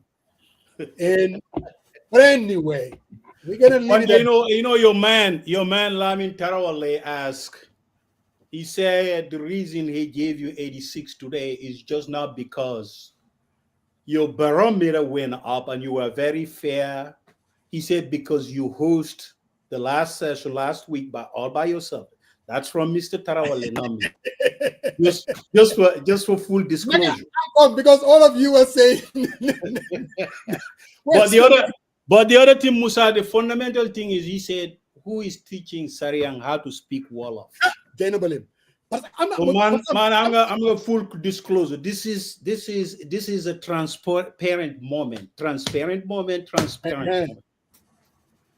Suma tog ni ma wax Wolof bu ne ma duñ ko de waxaat ni ne ndangal kam ya ñewal jongama bi daf ma de wone Ndi lañ ko dee waxee. Did I just hear Jonga Wabi? Somebody Sani in the Lavita Mandinka Manyo, so that's more Karawo for that. You for that. So Sarian, they helped me so that No, Duma. The lolu that conspiracy duma boka elek duma muna jasi au umi suma nitla. I will not do it. I will not be any part of that type of plot. Absolutely not. I will let my main man has the last word soon to Dafe. Oh, this whole money isn't about the mom's medical checkup per se, but related to it as it concerns per Diem payments to security agents and other officials who accompany or visited her. It is one item payment per Diems, although payments may differ depending on the ranks of the payees concerned. Basically, he's saying the mom was used as a conduit for some of these things that some of these 3.6 million. So Motsi says Sundu is a lawyer. He wants to keep it real. That's why he's saying that. Sundu. He's a lawyer, but he's also a partisan. This guy is blind. No, I will leave that for another day. But you gotta invite him though, Musa. Do you know? Killer. You know how many times I've invited him? Duko deaf. Even though he's on this platform. No, Musa, but my last part is I want to, before I forget, I know but today I must come clean and I must say that I endorse full-heartedly the candidacy of Mr. Maudo Salu Jallo Half-Die Ward. I think the young man business. He understands what is at stake, and I think he would make a difference based on everything I heard, and I watch him closely. And I think people of Half-Die needs to give him opportunity. I mean, that's what it is. I mean, this whole thing, I heard him, my advice to him, I heard him saying people came to me and they're trying to convince me not to run. If that is true, remember the reason why we're having these by-election in the first place. There was someone in your position who was aligned with the government. He absconded on a government mission. If they had all those resources to provide to that man, he would not have absconded. Mauro Salu, Ajarama, go ahead, get at it like a grizzly bear, talk about issues, show leadership and composure. I like your collectiveness. I like your coolness, young man. Go get it. That's what it is, Mr. Salu. You got my stamp, brother, man. Ajarama, Mauro. Thank you very much. I guess that would be the last word. We're gonna come back next Sunday. Hana yow doko support na kitan ko wara support Father Mose. Hana support lo PPP candidate. Bro, I have not really been following, to be honest with you. Oh, lady down. No, you are deflecting. You are waffling now. Let me say this. I don't know the quality of the candidates. The man I like to listen to. Oh, there you go again. There you go. No. But if I'm looking at the big picture, because I have said I want to see change come 2026, and I want Barrow to be gone come 2026. And sometimes for that to happen, him losing in Banjul South will not be a bad idea. It may add to, they lost in Masembe, and here again they're strong. Masembe, not Masembe, Masembe. And then they come and then lose, Banjul South. I think that would kind of be the wake-up call. But again, I don't know among these two candidates. The question is, Father Mose, bull waffle. I know you are straight. You know you are a very straight shooter. I'm shooting it straight. No. Hamza General Salih Jallo. I mean, definitely. But you cannot be. I want that legi Musa. Mbiri Salu Jallo. Are you supporting the MPP candidate? It's okay. I don't know him. I really don't know him. No, Musa. I don't know much about MJ. Hazard Jallo also. But I've seen him. I've seen his interaction and giving the quality of people who are vouching for him. I'm supporting him. In fact, I don't want NPP. Left to me alone, NPP should not win any seat. I think NPP winning would be a very dangerous thing for the future. There is this convergence. You're unfair with me. What did I say? I said, you totally ignored everything else that I said. You really did. You totally... This was exactly the answer I was expecting. And coach, appreciated this. There is this convergence. Convergence. No, I most one and he would rather that NPP loses than win. I would rather, because it adds to Blaggy, you rather have when the leggy 4,000. Are you neutral? I would rather have, in as much as I don't know, because there could be a situation. I listen to both of them and I'm like, you know what? I like this guy who's standing for NPP because he impresses me.